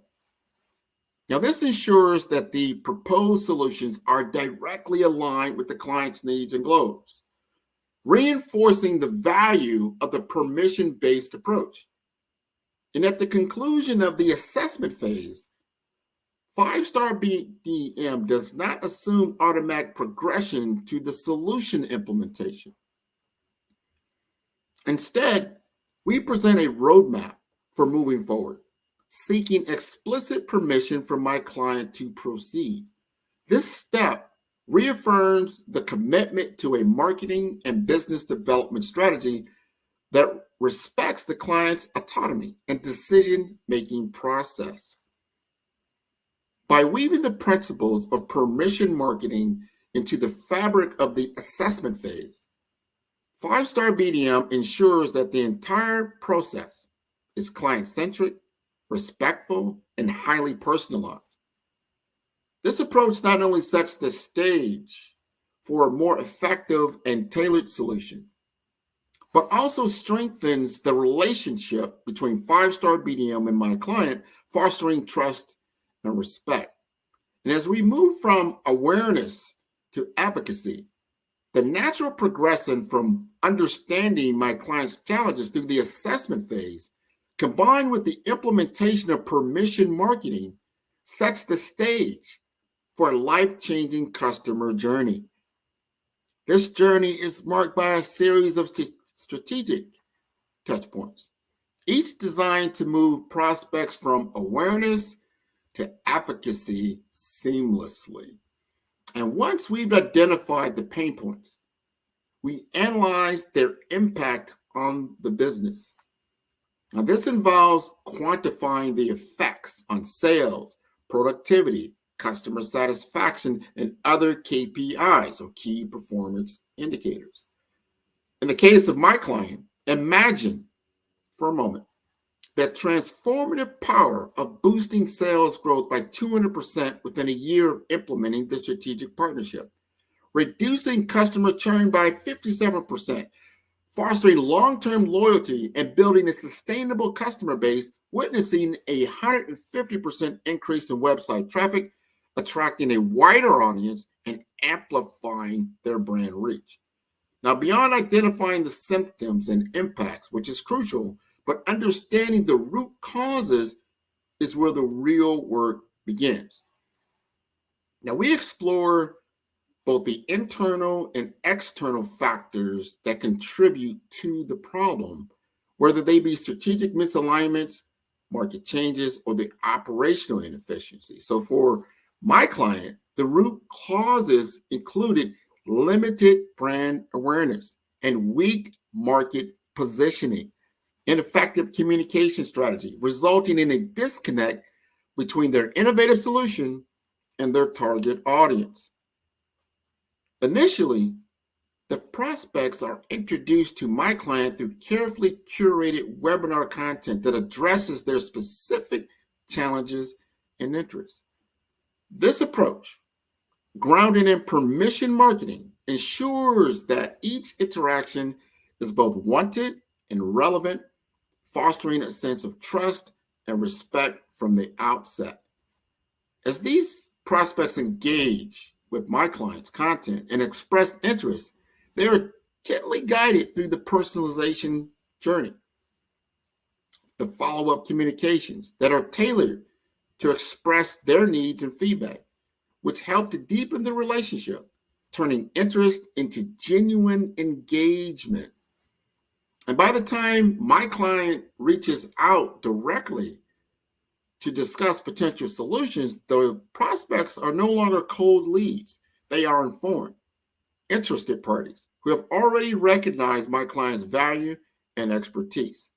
This shift dramatically increases the likelihood of successful business outcomes, as conversations are now based on mutual understanding and respect, not just cold email marketing or phone calls. We have now already established relationship.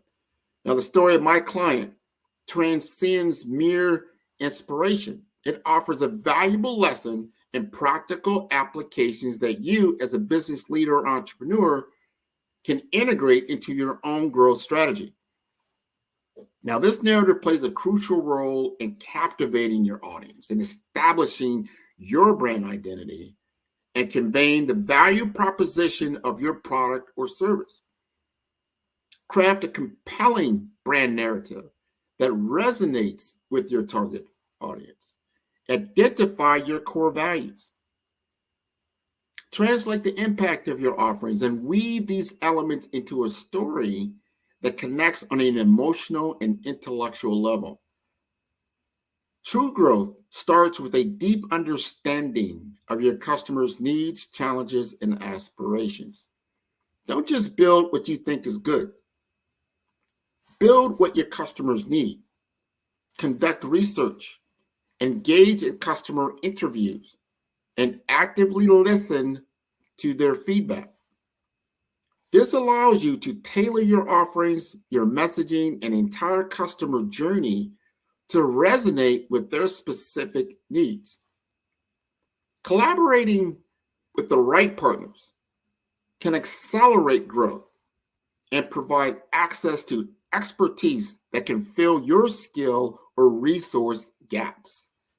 Identify reputable companies with complementary expertise that align with your vision and values, and explore strategic partnerships that can enhance your marketing reach, product development, or your operational efficiency. Building trust and respect with your audience fosters long-term relationships and fosters brand loyalty.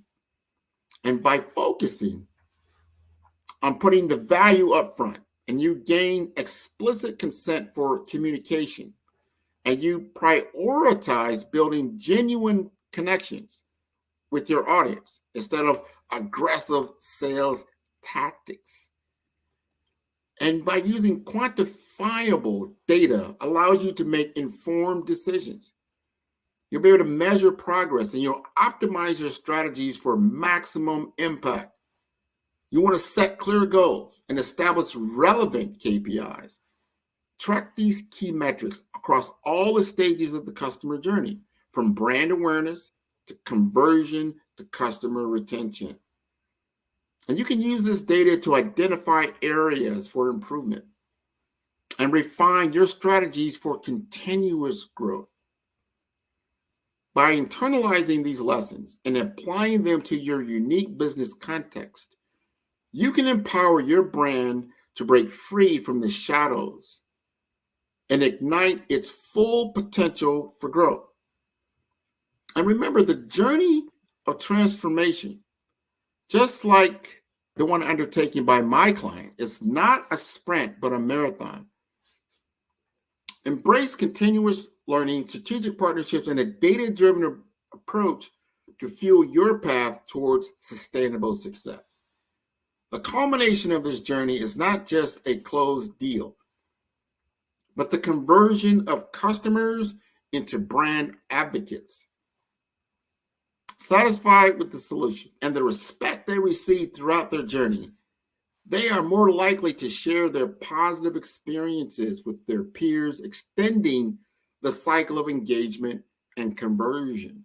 A win-win scenario is born through the integration of the assessment phase and the permission marketing principles into a strategy that represents a paradigm shift in how we approach our market.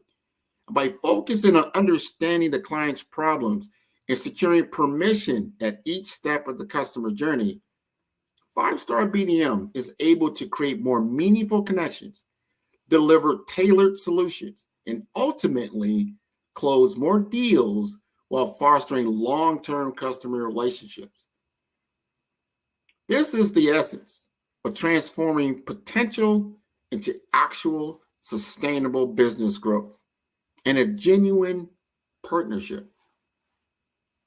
Our collaboration, my client, bloomed into action with a series of webinars meticulously tailored to address the pressing challenges faced by our target audience. Leveraging LinkedIn, robust targeting capabilities, we extended our invitation to a meticulously curated list of professionals, ensuring that each session was not just attended, but was a resonant experience for every participant. But our commitment did not wane with the end of each of these sessions. We understood that engagement doesn't end with a thank you for attending.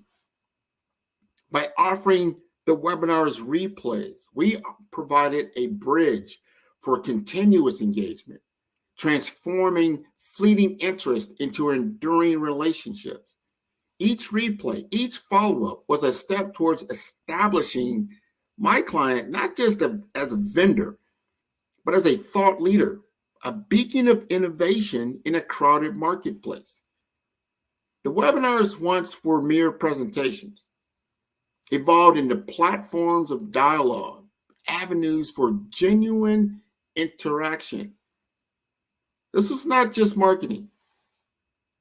This was the cultivation of a community anchored in value and trust. The feedback loop created through these sessions informed not just the participants, but also shaped the future direction of my client's innovations.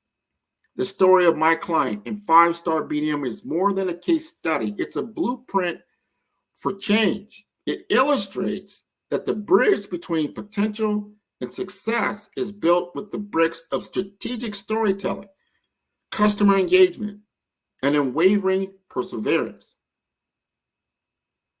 Now, I pose this question to you. Are you ready to emerge from the shadows of potential and step into the light of realization? Let's embrace the lessons from this story. Let's transform the narrative of what's possible together. And let's not just dream about the future. Let's build it one story at a time. Now, for those who are not familiar with 5-Star BDM, that's for Brand Development Masters. And I help small business owners.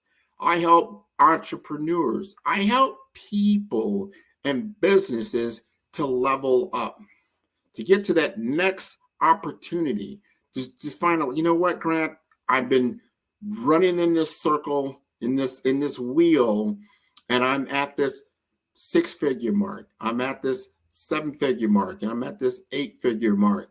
How do I break free? How do I connect? Most of the time, it always starts with how do you understand your audience? Because especially in the tech space, they truly understand their technology. They're wizards at understanding the technology, but they are sorely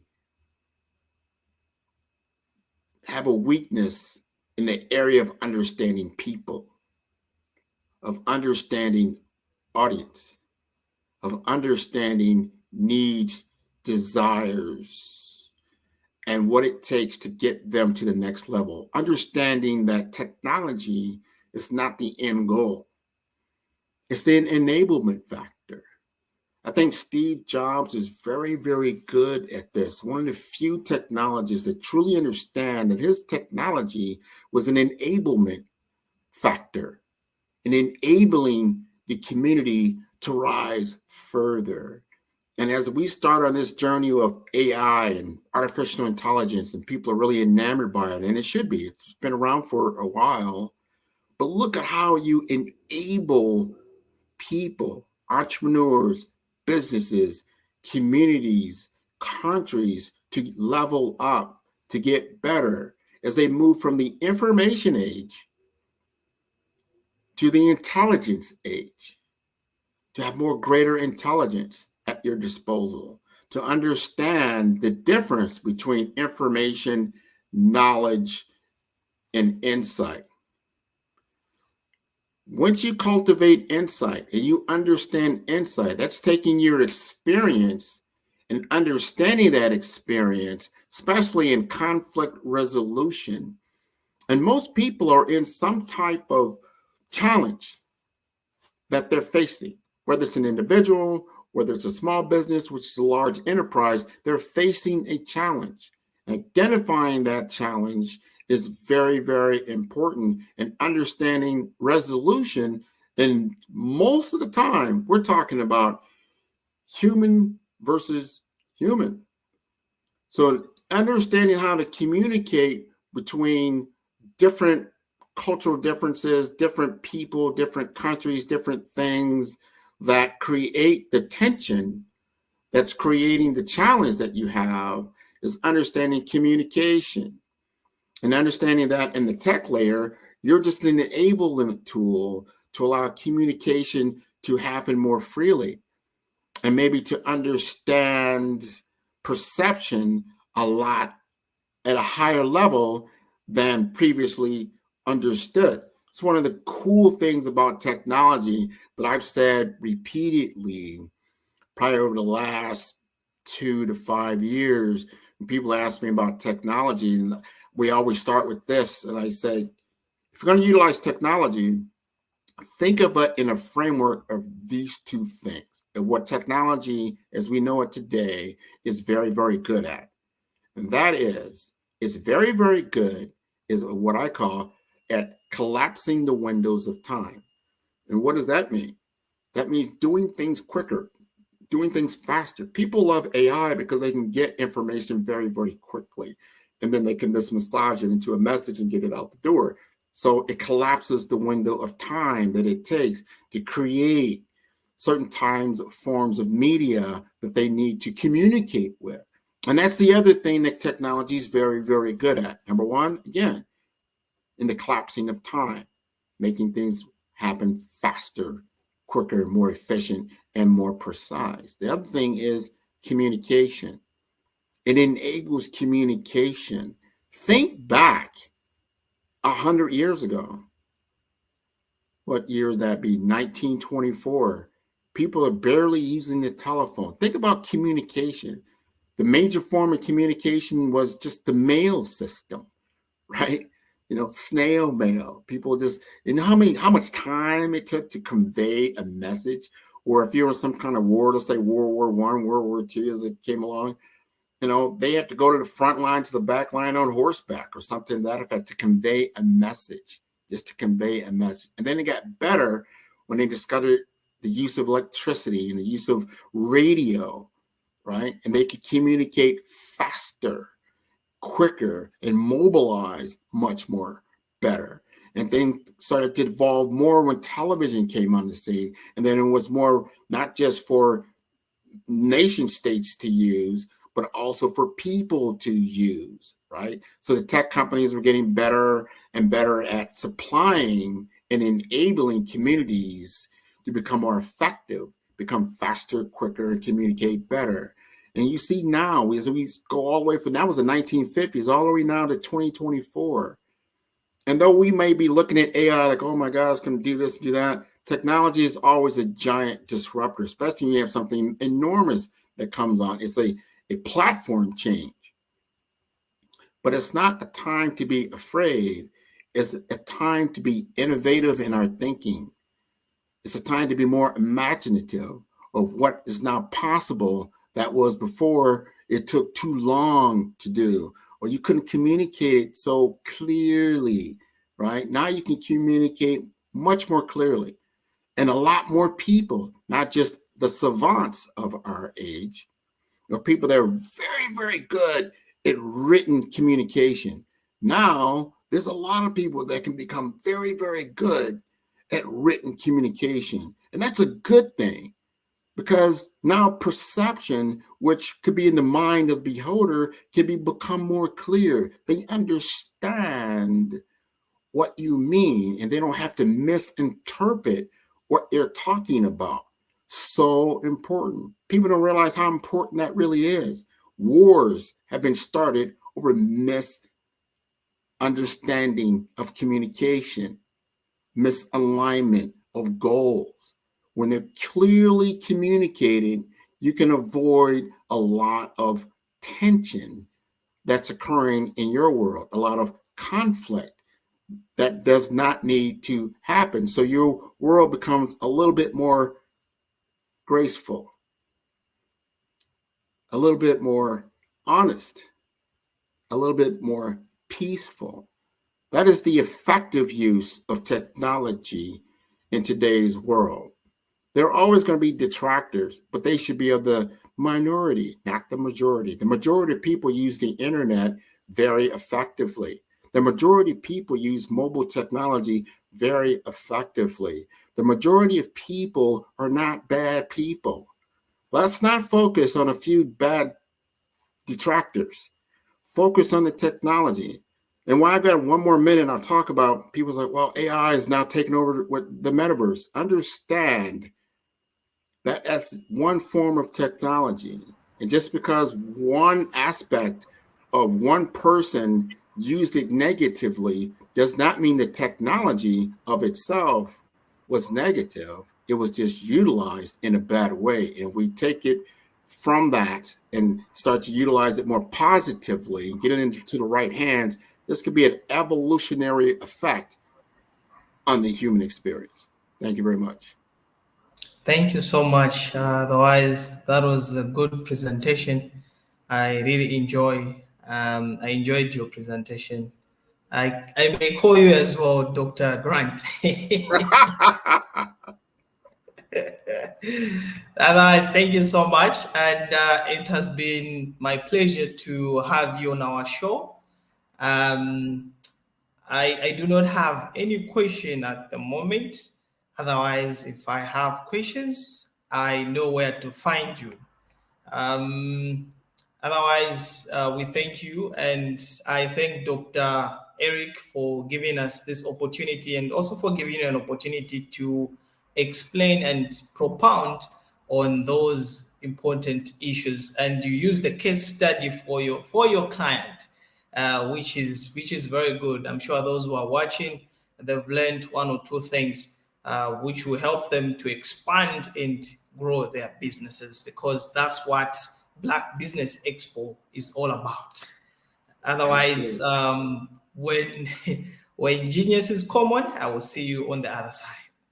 Thank you, Nathan. Did you know that approximately 333.34 million businesses exist today, according to a report from 2021? And you may be one of those businesses, or maybe you're not in the business market yet, but you're aspiring to be a business owner.